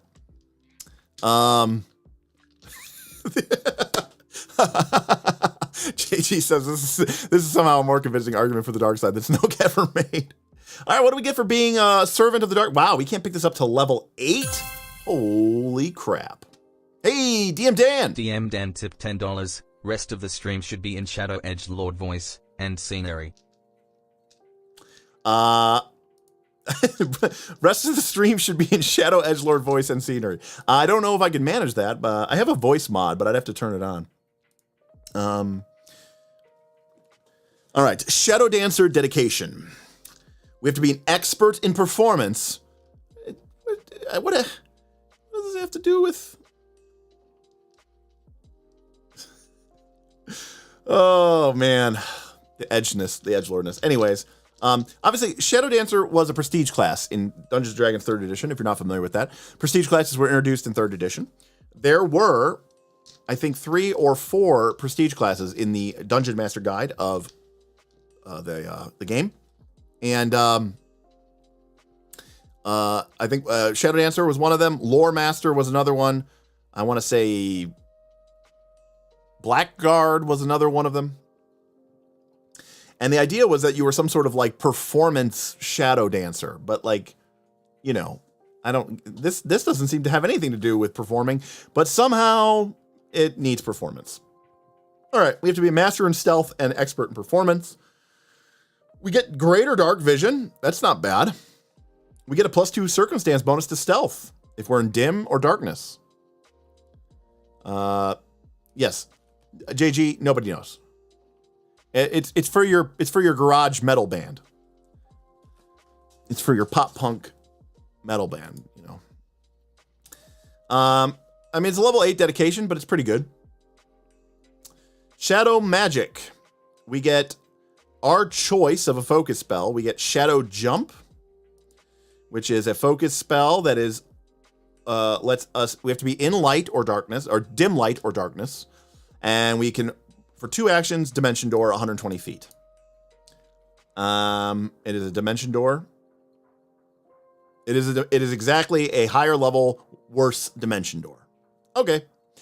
But if we get all the way to 8th level, we get invisible when we Dimension Door, which is okay. But we never get like the 1 mile like Dimension Door. But this is just a focus spell Dimension Door. We have to be in darkness or dim light, but this plays, and this is totally reasonable. I don't hate it. Or we get Dance of Darkness, again playing up on this dance thing that we didn't know was a thing. For 2 actions, we dance. Okay, hold on a sec.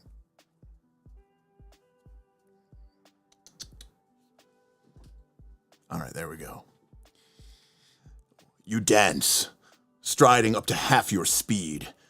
At either the start or end of your stride, create an area of magical darkness in a 10-foot burst centered on your location. The area is filled with magical darkness that works the same as if it was a darkness spell at the same level. When you create the darkness, attempt a performance check to dance. Oh God, to dance! With a standard DC for your level to determine the duration of the darkness. If you critically succeed, that darkness will last for 1 minute. But if you only succeed, it will only last 2 rounds. But no one will see you dance. No. Oh God, why?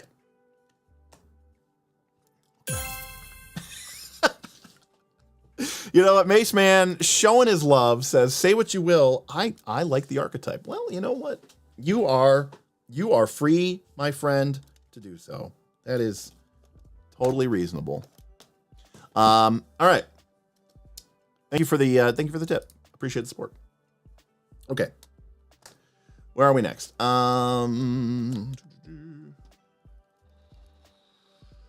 So it's a 2-action half move darkness. Yeah, that's okay. It's a focus spell, I guess. It's okay. All right. Shadow Sneak Attack. We get Sneak Attack, except we deal D6 precision damage regardless of our level. Sneak Attack from multiple sources isn't cumulative. Well, that sucks. Oh, so it's just Sneak Attack. But, like, isn't this really going to be for rogues anyways? Gabriel, you move at half your speed plus darkness for 2 actions, which again is not bad, and it's a focus spell. So I don't hate the ability to be able to generate darkness on a focus ability. I don't think that is actually that bad. I agree with you. But anyways, this gives you sneak attack if you didn't already have it somehow. But who wouldn't be a rogue that was doing this? Uncanny dodge, literally from the rogue's ability. Picking up the class feature, okay, letting us be a rogue if somehow we weren't a rogue already. We get more focus points in our pool, which is good. This class seems like they're the type of class that would want to use their focus pool a little bit. We get the Shadow Illusion focus spell. What does this do? Shadow Illusion is 2 actions, 500 foot sustained. We create a shadowy illusion. But the illusion can only exist in an area of dim light or darkness. But 500 foot sustained illusion as a focus spell? It has to be within a 20-foot burst. It could be up to a gargantuan creature. It's animated naturally, appropriate sounds and smells, and feels believable. But the color is always muted, like my soul. This is okay for a focus spell. I actually like this. I actually like this a lot. Maceman94 says, I'm waiting to take this archetype as a rogue. Only 3 more levels to level 8. Yeah, I mean, I'm sure it performs fine. Well, I'm not going to shit it up too much. Shadow Power. You gain Shadow Blast, which, as we said before, is actually a reasonably good spell. It's a nice cone. Oh, right. No, it's a cone or a burst or a line as you need it. And you can choose your damage. So, very versatile. Spring from the Shadows is 1 action, which is a rogue ability, Flourish. So for 1 action, we stride our speed, but we must end our movement next to an enemy that we are currently hidden from. You then strike that enemy. You remain hidden from or undetected by that creature until after you strike. So for 1 action, we get to move, we get to attack, and we get to maintain our hiding through that whole movement. Great feat, fantastic, good stuff. Obviously, it's a rogue feat, but it's fantastic. And then we get the Ranger, Rogue, and Investigator ability to sense the unseen as a reaction. If we fail a check, we can make another check against trying to find an invisible creature if we fail to seek or find somebody. Cognitive Loophole, another rogue ability. Your turn ends, and we are currently affected by a mental effect. So we actually literally saw this with the... who else had this? We just did the class. Oh, it was the spell Scroll Master. And then Shadow Master. Okay. Our penultimate ability, level 18, which is, by the way, for me, just FYI, that is my favorite level to get ultimate things at. Getting things at 19 or 20 is poopy. Getting them at 20 is really, really poopy. 19 is like, okay. But to me, like, you should get your really cool, most powerful things at 18, because that is, it's saying like, look, you're going to get to play with this thing for 2 to 3 levels, and you actually get to experience it and have fun with it over several sessions. Shadow Master. The shadows protect you better than any armor ever could, and they give you the power to plunge others into darkness. Whenever you are in an area of dim light or darkness, you gain resistance 5 to all damage, except force and anything with a ghost touch property rune. When you attempt a reflex saving throw in an area of dim light or darkness, roll twice and take the better of higher result, aka roll with advantage. Well, listen.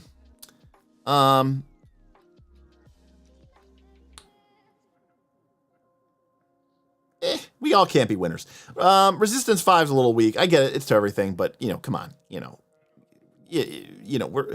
monsters are doing like 150 points of damage and stuff at this level. Like, taking 5 off really isn't that big of a deal. Okay.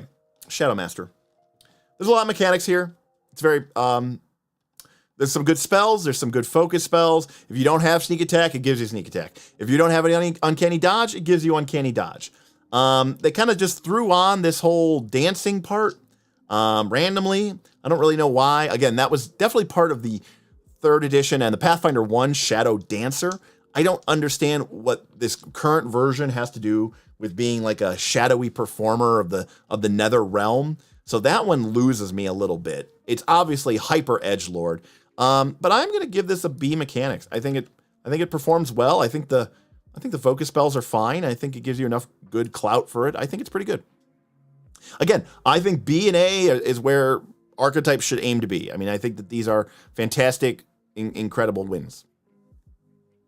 All right.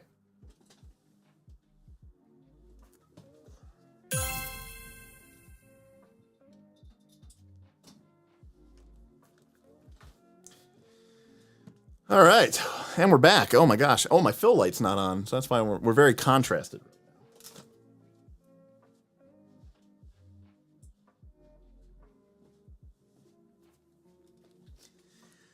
All right, we're back. Hey, how's it going, everybody? We've emerged from the shadow. Okay, good stuff. Where are we at? Okay. All right. Cybersmith with a super chat says, this resistance 5 would apply against the D8 damage from a crit fail, treat wounds. Very nice. Yes, it would. If anybody's crit failing a treat medicine check at that level, you've got bigger problems than that. When you look back after not watching for a while and Derek is the shadow. No, I return to you now at the turn of the tide.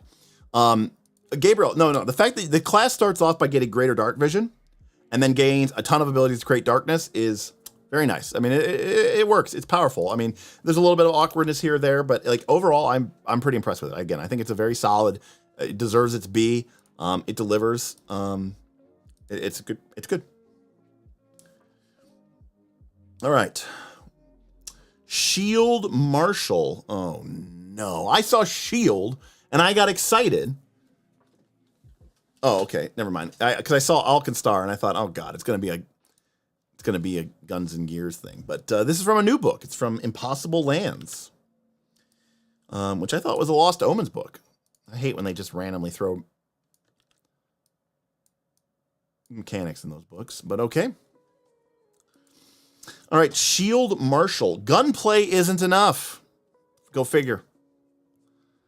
When firearms... Gunplay isn't enough to uphold Alcastar law when the firearms are readily available to criminals and the corrupt. Relying solely on firepower isn't always the best approach to law enforcement. To stay ahead of the espionage, they refine their skills of marksmanship and situational awareness into a potent blend of operational acumen and special tactics. Shield marshals study forensics, engineering, law, and etiquette. All right. So we are some kind of...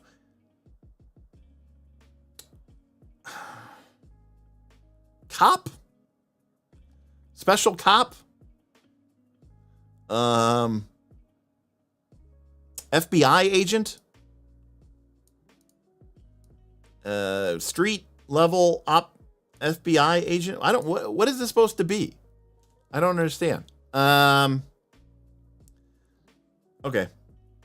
We have to be from Alkenstar, so it's already heavily leaning towards flavor, by the way.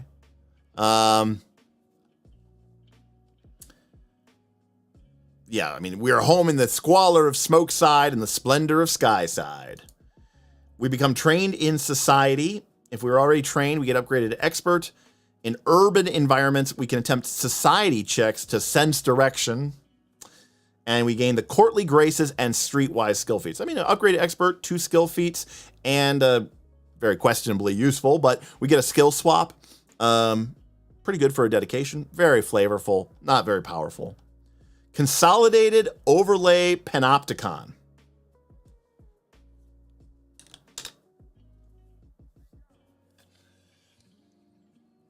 If I like give you all this tip money back, can we just like skip this, please? Or RoboCop. We have prosthetic eyes. They relay our information to headquarters.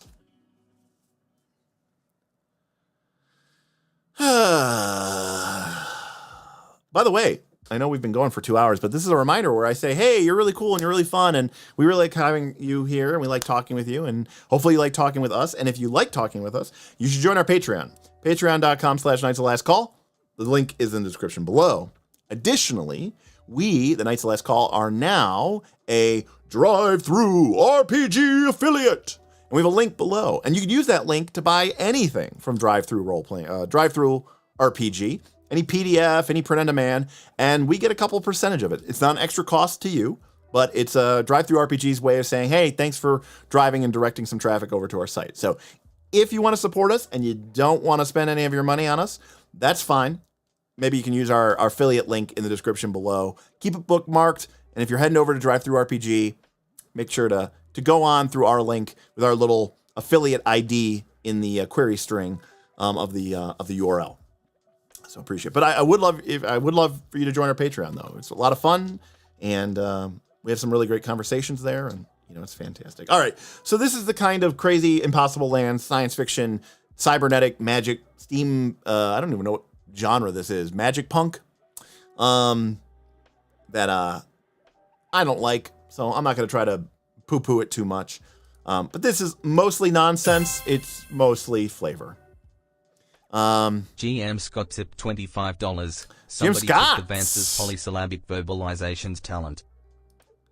Thank you, GM Scott, for that very generous $25 tip. Somebody took Vance's polysyllabic verbalizations talent. GM Scott would be referring to 13th Age, which if you're interested in, we did a 3 or 2 hour video about it a couple weeks ago, and you can go check that out on our channel. There is a wizard ability where basically if the wizard says a bunch of nonsense, their magic becomes more powerful. Thank you for the tip, GM Scott. Appreciate you. Love having you here. Thank you, buddy. Yeah, very weird West. Scrounger tipped Agreed. $5. The feat abbreviates to cop, but applying that logic to the next feat is a little questionable. Thank you, Kragan. The feat abbreviates to cop. Oh, I missed that. Consolidated overlay panopticon overlays to cop. But then the next one is ED. So there's that. CF. Wait, there's only 4 feats in this thing? Oh. So we're like, hey, we're from the home. We grew up here and we're really good at navigating our hometown. I have robot eyes. That is a big jump. That is a big jump, Kragan. from this is my hometown, and then we go to the Consolidate. Oh man, ED is definitely frequency once every 10 minutes. Yeah, that checks out. That's about right. That actually is about right. All right, so equitable defense. We take damage from a critical hit. Gritting your teeth through the pain, you position yourself to counterattack. You gain resistance to the damage from the critical hit equal to not your double your level, not your full level, half your level. And I like how they admit that you being conscious after only being able to reduce it by half your level isn't probably that likely. So they have to add in here, as long as you're still conscious after the attack, you can interact to reload a weapon. Or you can stand up. Ugh. This is so dumb. You get punched really hard in the face. You take a few points of damage off and you reload your gun?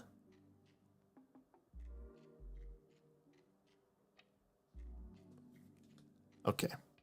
This makes stuff. Just made it here. Mike, welcome aboard, my friend. Counter clockwork focus. 1 action, once per round.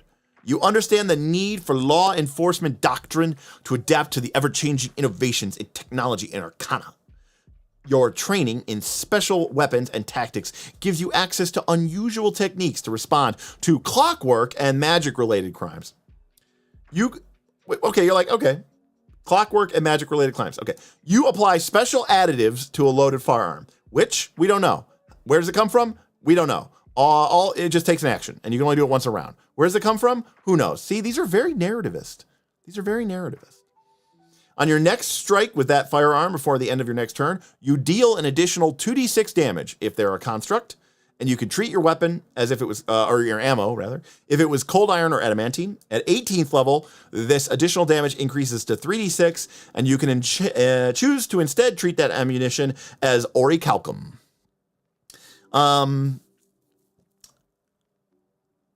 Well, that's not very good. So, all right.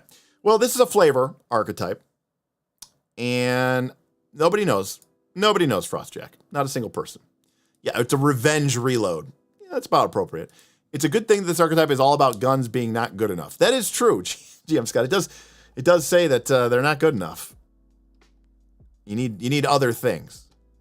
What is this? All right, sorry. I'm giving this an F. This is stupid. This isn't even a slam on Lost Omens. I just think that this is just dumb. This is just a random collection of feats. This one doesn't even make sense. What does this have to do with being a special? Like, all right. I mean, maybe this counter clockwork focus is okay. Fine. I'll give it D.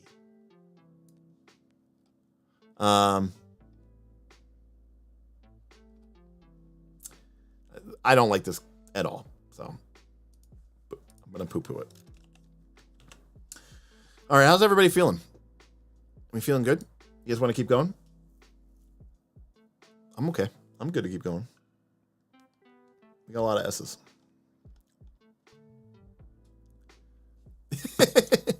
Yes, the feat starts by saying it's all not about guns, and then it proceeds to make it all about guns. Hey, when you get hit, you can reload your gun. Hey, you can apply special 50% of the class's feats are about guns.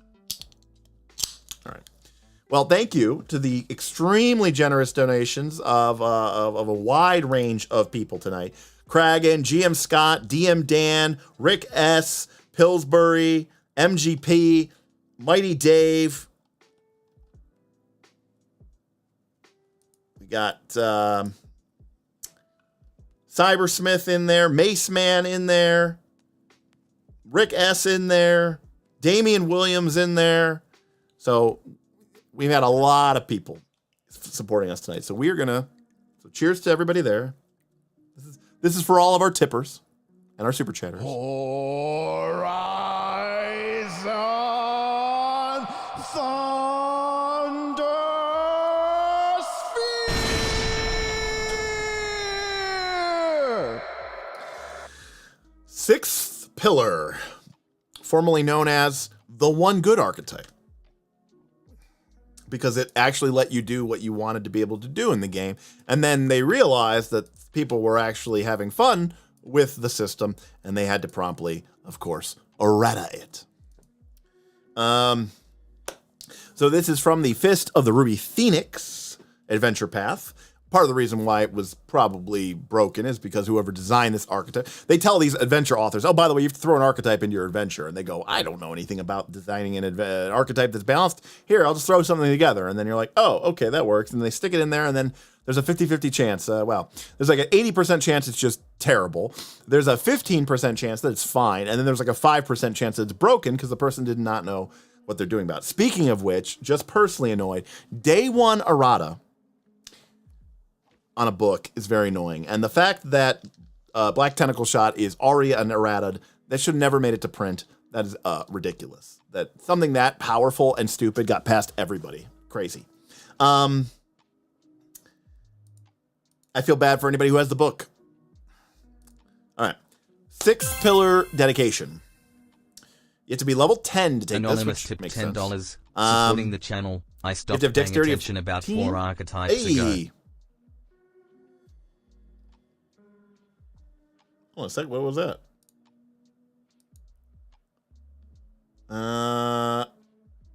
Anonymous. Sorry. Missed that. I heard something. Someone was calling me. Anonymous tipped $10. Thank you, Anonymous. Supporting the channel. I stopped paying attention about 4 archetypes ago. Do you mean 4 archetype streams ago? In which case, good on you. Good on you, sir or madam or whatever gender you aspire to. Because it was Boothby. Sorry, didn't mean to be anonymous. Well, Boothby, you were anonymous nonetheless, and I appreciate you all the same. Yeah. So Boothby, did you stop paying attention during like the Shadow Dancer stuff? Because that I don't blame you for that. It was getting too edgy even for me. But thank you very much for the support. All right, sixth pillar. You have to be an expert. You're basically a monk. You're basically a martial artist monk spellcaster. Okay. You use your physical discipline to channel your magic. If your proficiency rank in unarmed attacks is at least expert, your proficiency rank in spell attacks increases to expert. Likewise, if your proficiency rank in spell attacks is at least expert, your proficiency rank in unarmed attacks improves to expert. I mean, a spellcaster would be an expert at 7. A normal unarmed attack combat would be an expert at 4 or 5. A spellcaster would not be an expert until 12. So you're gaining access to expert proficiency like 2 levels ahead of time. Now, of course, back in the day, this archetype let you get to master, which was a big deal because it let you actually be a capable spellcaster and combat person. But they got rid of that. So on its surface, this is fine. You also get expert in athletics. This is actually a very good dedication feat still, I think. But you know, a couple levels later, it doesn't really do anything. Maneuvering spell. Free action. You begin to cast a spell that takes at least 2 actions. You step, leap, or stand. Still very solid. It's a free action. Can't be mad about that. Free action step, free action leap, free action stand. Now keep in mind, you begin to cast a spell, so you would still, I think, trigger reactions that cause from casting a spell. So you can't, unfortunately, this action can be before or after you cast a spell. So there you go. So you could step away from somebody who is going to attack you and then cast it. This is very great. If you've got a good, leap with a good speed, you might be able to move 10, 15 feet. So for free action, casting a spell, very flavorful, very fun, very, you know, kind of anime, Ruby Phoenix-esque. The 6-pillar stance is a stance. You have to be unarmored. You get +4 circumstance bonus to your AC against reactions triggered by using actions with the concentrate or manipulate traits, aka casting spells. In addition, when you cast a spell that requires one or more actions while in the stance, your unarmed strikes get a +1 bonus to damage. +1 at level 12. Yeah, well, it is what it is. You can't always get everything. 6th pillar mastery. How the mighty have fallen. You align your magical and physical potential. Whenever you succeed at an unarmed strike against an opponent, they have a -1 status penalty to saves against your spells until the start of your turn. Whenever you cast a spell using spell slots, you get a +1 status bonus to your attack rolls with your unarmed strikes until the start of your next turn. It's okay. It's fine. Touch focus. Free action, you begin to cast a spell that requires a spell attack roll. You can redirect a spell's power through you to deliver it within striking distance. If your next action, after using this free action, is to cast a spell with one or more targets and a range further than touch, it becomes ranged touch. You get a +2 circumstance bonus to the attack. This only allows you to touch a single target with the spell, even if it normally affected multiple targets. And as long as the spell attack is successful, they are knocked prone. This is okay. It's free action. Knocking prone isn't bad. But, you know, it's not great. I mean, +2 circumstance bonus is fine, you know, but there's a lot of things in the game to give circumstance bonus. Aid gives circumstance bonus. So there's a lot of things here that just kind of fall a little bit short. Obviously, this archetype used to be able to give you master proficiency in both casting and melee, which made you a much more capable fighter and able to actually use these things, but they got rid of that. So now I think it's probably just okay. It's probably like a C, maybe a D. I'm gonna go to the chat on this one. Get your all feedback here on the new and not improved 6th pillar. B, C. Let me know what you think. I mean, this is obviously strictly a mechanical class. There's really no flavor here. The idea is just to be a monk spellcaster. Yeah, Nox, I think, Nox, I agree with you. I think that the best thing, really, honestly, out of this whole thing, maneuvering spell is probably the best feat out of this thing. Again, this is going to give you expert proficiency 2 levels earlier than you're going to get it anyways, so it's not really doing a whole lot for you. The 6th pillar stance, +4 circumstance bonus to AC is a lot. I'm not going to lie. If you're going to be casting in melee, and there's going to be people who are actually going to be able to attack you and have attack of opportunity or disruptive stance, this could be tremendously powerful. Because +4 circumstance bonus to AC is a lot. It's just, in theory, in the game, there's not supposed to be that many things with attack of opportunity. Like that's what they're trying to tell us. 6th pillar mastery obviously had its heart gutted out, and then this touch focus is a little wonky, to be honest with you. You're jumping through, you're changing a ranged spell attack that's potentially multiple targets down to touch and 1 target so that you can get a +2 bonus to hit. I mean, yes, you also get to knock them prone, which is not nothing, but still, it's a little bit. I think we could do better for that, right? 75% of you say it is a C. Mighty Dave is saying he wants to give it a D. I'll go with that. I hesitated on C there for a hot second before we finish that up. All right, moving on ahead. How many S's do we have left? So many S's. So many. Okay, there we go. There's so many S's. All right. why I need to have like a co-host so that we can keep this thing going. Sleepwalker from Dark Archive. All right. This is bound to be a flavor class.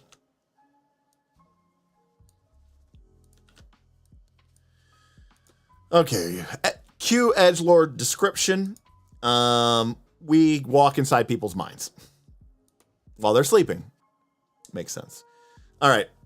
So we have learned to manipulate. We can only do this at level 4. We can send ourselves into a half-awake daydreaming state and gain the daydream trance action. You fall half asleep. Sounds like we're playing some of the games I've been in. This lasts for 1 minute or until you fall unconscious. Don't fall unconscious. You'll ruin your dream ability. Let's see what we have here.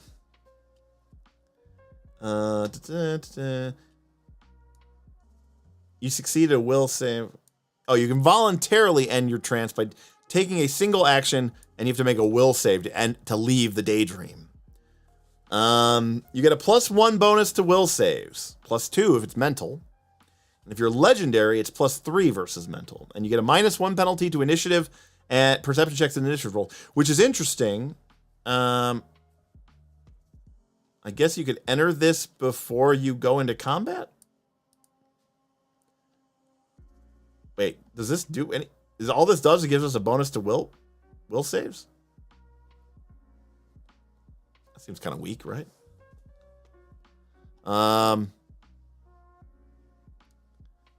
Doesn't the... I mean, a lot of... Cybersmith, I mean... Kind of, yeah. Infiltrate dream. Okay, you can walk through door, into a dream, into a doorway. You make an occultism check against their will DC, and you read through their dreams, and you can get information and hints and clues from their mind. The vision of foresight. If we're in that daydream trance, once before the end, and it takes an action, once before the end of our next turn, we can call upon these predictions before you roll a saving throw or skill check. We get to do twice and take the better result. We have to spend the action, which kind of sucks. Because, like, if you spend the action and you don't need to do it, it's kind of disappointing. And if you spend the action and you didn't need it, for the saving throw, I mean, if you then you feel kind of bad about it too. But it's okay. It's an interesting idea. Getting advantage in Pathfinder 2 is always very powerful. Does not apply to attacks, but I appreciate that it's to skills and saving throws. And it's the end of your next turn, which is nice. So you can set this up. If you get hit by a saving throw and you need it, you can roll twice. And otherwise, you could save it for a skill check in your next turn, which could be like a demoralize or something, or a recall knowledge, or an athletics check even, potentially. We get dream message and sleep. Whatever, sleep's kind of bad because of incap. Waking, we only get one of those spells. We can take it twice to get the other one. Dream message is whatever, it's just a spell. Waking dream. When we are in our trance, we get the waking dream focus spell. We target one creature within 60 feet. This is a focus spell. 2 actions, and it's sustained. They have vivid, dreamlike imagery with clouding their mind. If our opponent critically fails it, it's as failure. They are confused. They might also attack wildly in the air, trying to fend off the dreams. It can attempt a new save at the end of each of its turns to end the confusion. Even if it ends early, everyone is concealed for 1 round. Everyone's concealed for 1 round or unaffected. And we have to sustain. So it's a sustained confusion as a focus spell. Yeah, that probably plays. That's probably okay. That's probably reasonable enough. Oniric influence. When we infiltrate a dream, we can also try to create a subconscious suggestion as per the subconscious suggestion spell. Okay. Very role-playing, very, it's not going to come up in your standard campaign. Ward slumber. Ironically, if you were playing a very strong, like, sandbox campaign where your characters were, like, kind of able to do whatever you wanted to do, and there was no adventure that you were going to mess up by infiltrating the villains' dreams and learning all of their plans and then giving them a suggestion to just come clean or, you know, give up the chase. If you were just doing it for fun, this would actually be a lot more powerful. Ward Slumber. Everybody around us gets a +4 bonus against nightmare spells. Well, I would say this would never come up, but this literally happened in our Knights of Last Call campaign. Isaiah, enjoy the rest of your evening with your beautiful wife.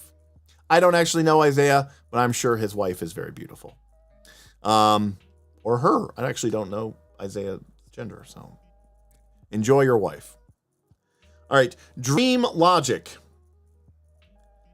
What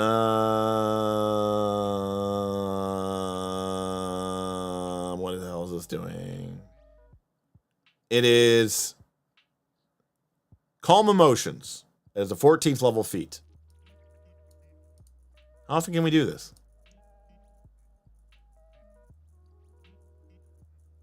Oh, it's interesting. Okay. When we're in our daydream trance, it's not Calm Emotions. When we're in our daydream trance, any creature that isn't one of our allies has to make a perception check against our spell DC, and they don't really think that we're anything special or normal. So we could like walk into a place we're not supposed to be, and like everybody looking at us would have to make perception checks against our class DC, or they would be like, oh, he's supposed to be here because they're in this weird dream world and everything makes sense in the dream world, the dream logic. I mean, that's pretty flavorful. Shared dream, we can dream counsel, ever dreaming. Our dream trance has unlimited duration. We can now be in our dream. It comes in at level 18.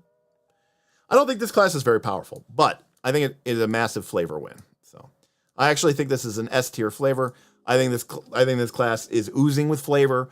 It gives you everything that you would want to do. It has cool mechanical abilities. It has cool FBT abilities. It gives you everything from the dream stuff, tons of choices, tons of options. It feels mystical and otherworldly. I think this is a slam dunk. I think this has just got a ton of flavor, and I'm a big fan of it completely. Good job. Good job.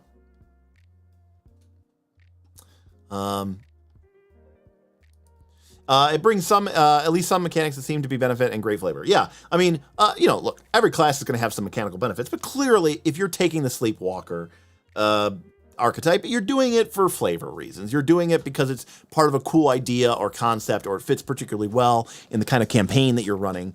You're not really doing it because you're trying to, be really good at dual wielding or something like that. It's not really designed for that. So it does have some interesting, powerful mechanic things, and I think it just hits all the right notes. There was nothing in there that felt out of place. It gave you some mechanics that actually made you feel like you had these strange dream influences and abilities, while also just, loaded up with flavor. So it seems like a very solid. Why isn't it allowed in Pathfinder Society? I don't know. Frostjack says, because Pathfinder Society restrictions make no sense.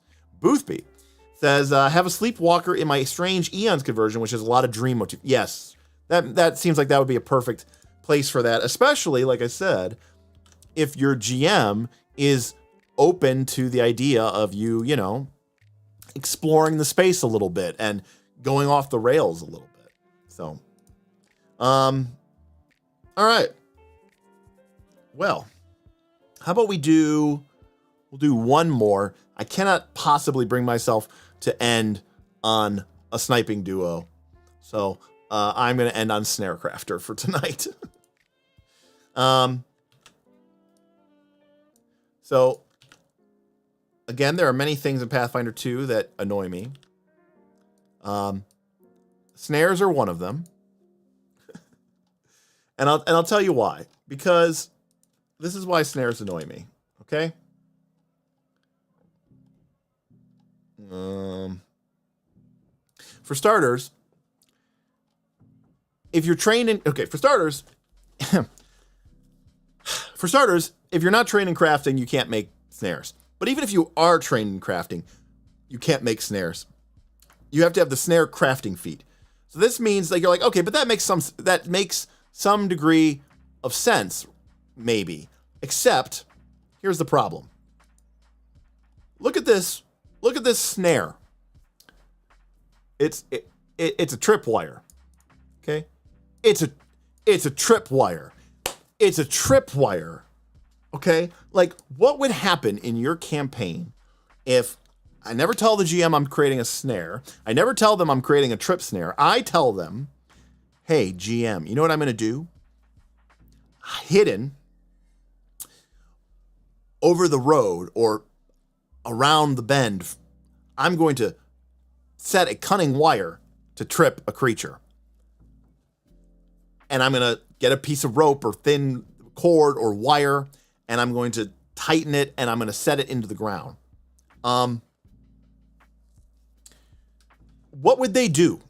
Like, you never say that would they just say, it doesn't work, man, I'm sorry, it does nothing. It just does nothing. You are incapable of doing this. Also, it costs 15 gold. What? Now, trip snare may sound like it's the most stupidest one that it could ever possibly be, but there is a worse one. Oh, here we go. This basic snare consists of hidden spikes that rely on a creature's momentum to lacerate or potentially impale it as it enters the space. This is literally a pothole dug in the ground with some tree branches, sharpened and stuck into the ground. Not only does this cost somehow 3 gold, but you need craft skill. You need the snare crafting feat to be able to make this. What are we doing? So I hate snares so much. Or rather, I should say, I hate the snare crafting feat. This to me seems high. Oh, by the way, I forgot all of this. By the way, I completely forgot about this. Everything I was just saying, about making the hole in the ground or the tripwire. You need to have that in your formula book. You have to have the formula in your formula book for the crude spike pit. Otherwise, you can't make it. You don't know how to make it. So you could be a crafter. You could be a snare crafter. But if you didn't have that in your formula book, well, I'm sorry to say, you would not be able to make that. It's crazy to me. So, all right. Snare crafter. So you're really good at crafting snares. Well, Nox, I think you're hitting upon an interesting dilemma. And the dilemma here is OSR thinking kind of doesn't work with Pathfinder 2. You kind of have to make a decision. And I know that there's people out there who go, I just play it both ways. And that's fine. You could totally do that. But understand that is kind of like, I don't even know how to describe it. It's like if something's really, really, really hot, and so you're adding, I don't know, ice to it. You're not really. You should just pick a. Do you want the soup to be cold? Do you want the soup to be hot? Pick one. Like, don't try to go back and forth through it, because what you're doing is you're just diluting the whole purpose and point of the game. But yes, Frostjack got it right. The OSR philosophy is great, but it doesn't really work well in PF2E. It can work well, by the way, because the Pathfinder 2E system is remarkably robust. You could kind of throw out everything in the game, and you could just say, hey, we're playing the game. And the GM, someone says, oh, you know what we should do? We should lay an ambush. I'm going to set a bunch of traps. And the GM says, okay, cool. And you're like, make a craft check. And the player goes, cool. And they make a craft check. And they're like, but you need to, whatever, get some supplies or something like that. And someone goes, oh, I'll make a survival check to see if I can find the right materials that they need. And you're like, yeah, make a survival check. Okay, you make a craft check. Okay, you succeeded. You make some great snares and traps. And you just move on with your life. That's what a skill system allows you to do. So you could play it like that, and the structure allows you to do it. But there's another structure layered on top of that structure, which is the feats. And the feats and the class abilities and the class archetypes abilities all create this other layer of complexity, which starts to question the value of that layer if you start doing end arounds and you start ignoring it because you're just letting somebody, you're like, oh, I let people make snares all the time. They don't need snare crafting feat. It's like, okay, fair. Oh, I let people light off fireworks. They don't need the firework feat. Okay, fair. Where do you draw that line? And I'm not trying to be like annoying about this. I'm not saying that it's like some unsolvable problem. What I'm saying is that is what Pathfinder 2E is. It's a game where you need these abilities to do things. I would not let someone sneak attack if they didn't have the sneak attack class feature. Would you? Probably not. What if somebody said, I get behind a guy and I'm really quiet and then I stab him in the kidneys? Would you let them roll an extra 5d6 points of sneak attack damage? My guess is no. And that's because sneak attack matters. But then where's the line? Where do some mechanics matter and where do some mechanics not matter? And a lot of times people will say, well, whatever makes sense in the simulation, which is great, except that really punishes people who aren't magical, because where most GMs will cut the line is with magic, because they'll let people, make snares and they'll let people, do stuff like demolition charge. But what they won't let them do is magically create darkness. They'll say, well, no, obviously you need the class feat for that, or obviously you need the archetype for that. And you're like, wait a minute. So I obviously need the archetype to be able to teleport through darkness, but I don't obviously need the archetype in order to be able to use demolition charge or to be able to use snare crafting. I don't understand what's the difference between the two of those. It creates this fundamental, existential crisis in the game. All right, back to Snare. Good, I can't maneuver. Back to Snare. Stay on target. We're too We'll finish close. up here. Stay on target. Snare crafting dedication. We have to have crafting and we have to have snare crafting. So we have to have both of these things on lock. We have learned to create a limited number of snares at no cost. Each day during your daily preparations, you can get 4 snares from you're an alchemist of snares. You can create 4 snares from your formula book for quick deployment. And by the way, I'm fine with this design, but to be clear, none of this is simulationist. Pathfinder 2 and the community who are still clinging to these simulationist roots are crazy. They're lying to themselves. If Paizo is trying to sell this as part of the game, they're lying to you. This type of mechanic is gamist at best and narrativist at worst, or probably more likely both of them. Where are these magical materials coming from? How am I pulling this stuff out of thin air, right? It doesn't make any sense in the simulation. This is a narrative mechanic. This is a gamist mechanic. PF2E, as these APG and Secrets of Magic and all these other future books have come out, has left behind simulationism entirely. Entirely. All right.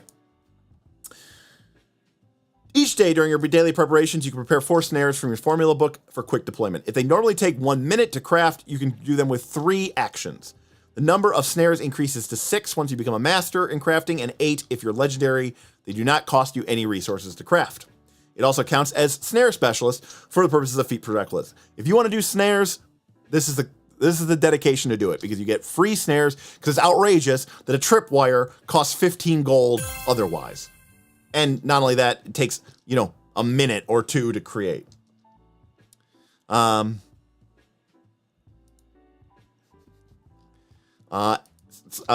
says, everything is simulationist and it's not of our world. And that is not what simulationism means, Cybersmith. Thank you, by the way, for the super chat.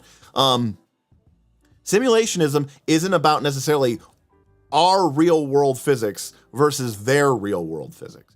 It's about that world's reality. The fact is, in this world where snare crafting dedication exists, this character is able to, ex nihilo, out of nothing, create snares each day. And some of these snares include things like tripvines and bells and metal string. None of this stuff costs bulk. None of this stuff costs money. It comes out of thin air. But it doesn't, right? In the fiction, he's not magically creating snares, right? That is very clear here. He is not magically creating snares. Instead, our snare crafter, we are assuming She has what she needs, but we don't define it. It's just quantum. It's just off in the foam. We don't need to define it until it becomes a game effect. Surprise snare 3 actions. You install one of your snares prepared for quick deployment in space that is occupied by an opponent. Gotcha. Put the snare right into their own square. Again, does that even make sense? Of course it doesn't make sense, but it fits the game. Remote trigger. Does it not consume bulk? I assumed you carried them. No, look. Well, where am I preparing these snares from? I mean, even if the snares themselves create bulk, the material that I needed in order to make them took no bulk. Where did that come from? It didn't come from anywhere.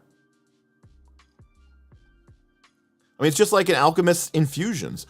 Where is all that stuff coming from?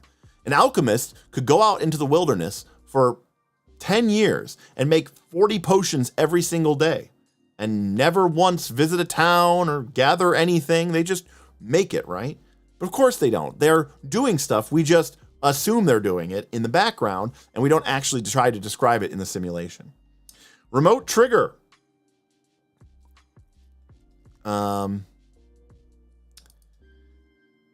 this, it doesn't even really necessarily tell you what you're doing. It says you've learned to trigger your snares from afar. What does that even mean?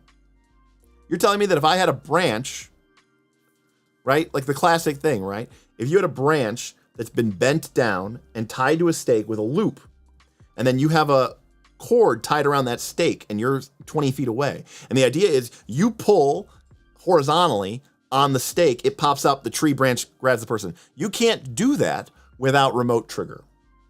That's the way the game works. Quick snares.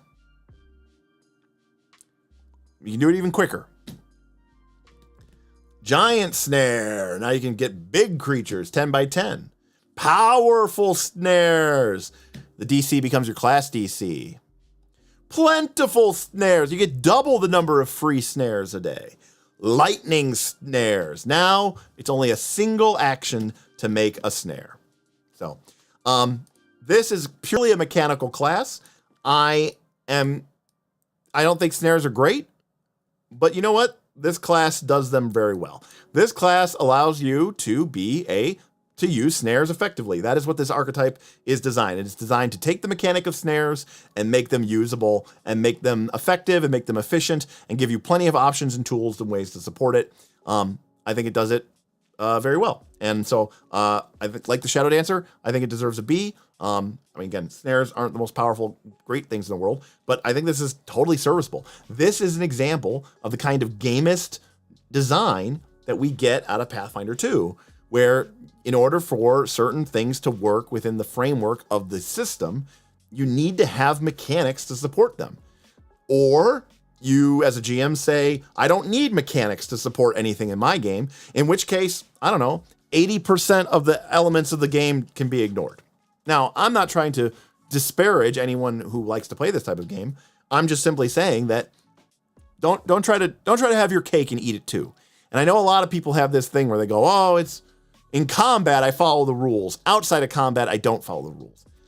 That's a half solution at best. I don't like it because your game world should feel consistent.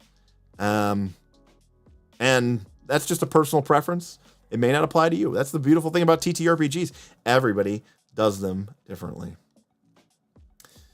All right. Let me catch up here on chat here.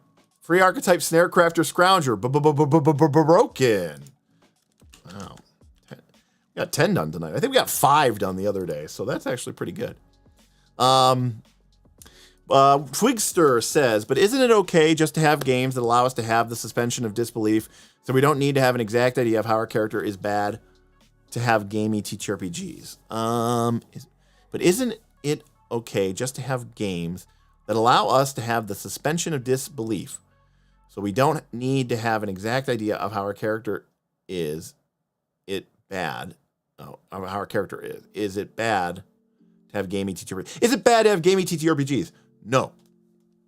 Full stop. No. In fact, Twigster, lately, I prefer gamey RPGs. I prefer, though, gamey RPGs in the role-playing department rather than gamey RPGs in the combat or the exploration or the simulation department. In other words, I like game mechanics that are based around thoughts and feelings and goals and motivations and personalities and being torn between two principles or struggling with your character's legacy or expectations, having to deal with emotional conditions, having rules around those, mechanics around those.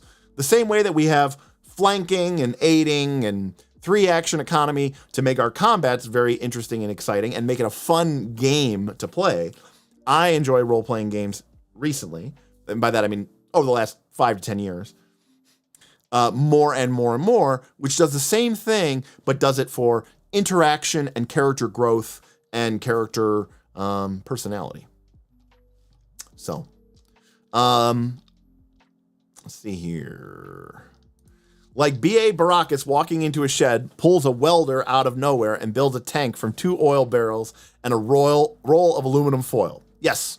Again, it's a narrative thing. It works for the TV show because it needs to work for the TV show so that the character can be cool and the show can move on and we can solve issues. Twigger says, well deserving of B. Frostjack says, gamist RPGs are absolutely not a problem as long as the system knows what it's about and is consistent with it. I agree. Hey, Stream Elements says, do you enjoy talking about RPGs? How about 24/7? Join the Knights of Last Call Patreon, exclusive videos, PDFs, and of course, our Discord, www.patreon.com/Knights of Last Call. Well, that's going to do it for us today. Thanks for joining. Had a lot of fun. Thank you again. Incredible support tonight. You all know that this Archetype stream was supposed to be like 5 or 6 sessions, and it has turned into like, I think this is like the 12th or 13th or 14th one, and we still got some more to go. We'll probably have to do S Part 2. Let's see, we got Sniping Duo, Soul Warden, Spell Trickster, Spell Master, Spell Shot, Staff Acrobat, Sterling Dynamo, Student of Perfection, Sword Master. So the next S is going to be a 9-stream S, so that'll probably be S's. And then the T's, and basically we're done. So, Cyber says, glad I was able to catch this one. Really liked the in-depth, even when disagreeing. Well, listen, as we've always said here, I don't want you to believe me. I don't want you to even listen to me. I want you to listen to everybody. And I want you to think and believe yourself. All I'm trying to do with this channel, with this Discord, with this community, with the Patreon, everything, is get people to think more. Well, first starters, get people to think more about the role-playing games that they're playing. But ideally, get to them to think about their games constructively, critically, with an eye towards how do we make the game the best game it can be for me and my group of players, right? That's the key. DM Dan says, any chance there will be a roll-up of all of these in the Discord? DM Dan, when we get to the end, as we did for the spell stream, I'm going to make a Google Sheet. It's going to be publicly available, not just to our patrons, but to everybody.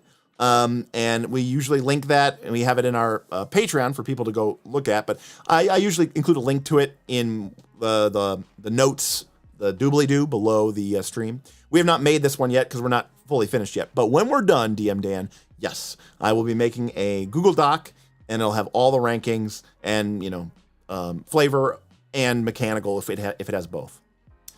Frostjack did the math, 27 archetypes to go by. So that means we might be able to do this in 3, but we do have a couple class archetypes that we skipped because they were very complex, so we might have to go back to that. So let's say 3 minimum for the most. So we're gonna try to do this. We're gonna try to do this. I really would like to get this done before I go to Vegas. That is, yikes. That's we got 3 weeks, so we'll see what we can do. Zerver says, as a new player, I don't get all the concepts, but understanding the mindset usually helps me get into the game. Yeah, it's a very complicated game. There's, it's like Bible study. You got to put a lot of time into it to really get everything out of it. You can dabble in the game, and that's the beautiful thing about Pathfinder 2. The game is fundamentally solid on its own. You don't have to go this deep into the game. Dare I say, just kind of freewheeling it and going with the flow usually works out like 99% of the time.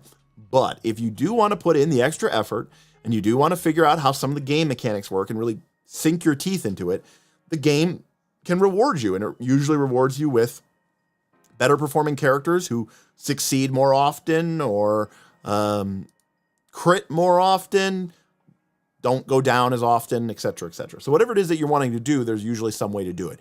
But the game does make you work for it. You do have to know what you're doing. But the good news is if you don't know what you're doing, you're not screwed. The game doesn't like screw you over. You don't have to be like a PhD in RPGology just to be able to make it through a boss fight in Pathfinder 2. So that's the good news. Well, thank you, and hopefully you'll be here for the next couple scenes. If not, come back to one of the last couple streams, and we'll include a link to it, and you can check it out there. Two Scoops says, first time live viewer tonight. Binged A to L this week. You really learn a lot about a man while he reads PF2 Archetype. You know what? That well said. I think that's the best way we could possibly end it. You do learn a lot about a man while he reads PF2E archetypes. Well, thank you everybody. I had a lot of fun tonight. Thank you again for the incredible support from everybody. I gave that shout out earlier. And again, I just want to reiterate.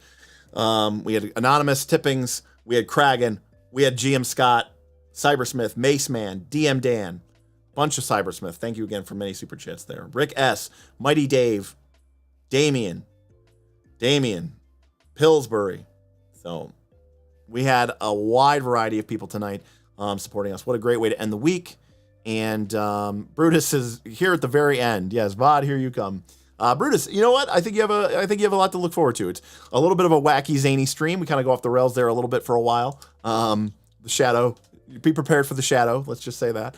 But we had some good archetypes tonight that delivered. And tonight was one of the more pleasant nights. We ended up with a bunch of A's and even an S, and that is a good deal in my book. So, great stream, great chats. Thank you all. Good time.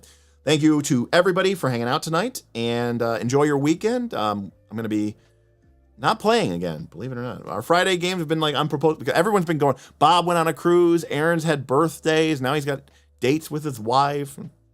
But I'm going to be working at the studio. We're trying to get that bad boy finished. So we can bring you more games from the Knights of Last Call, more in-person stuff, have a lot of fun, just like the old days. So exactly, Sean. Root game when the thing is finished. Root, Sean, it's painted. It's starting to look so good. We're going to set up the audio. I'm probably going to drop another few $1,000s on new microphones. It's going to be sweet, Sean. You're going to see it. It's going to be nice. All right, everybody. Thank you again for coming out tonight. I will see you next week. And until next time, we'll see you from Knights of Last Call. Have a good weekend.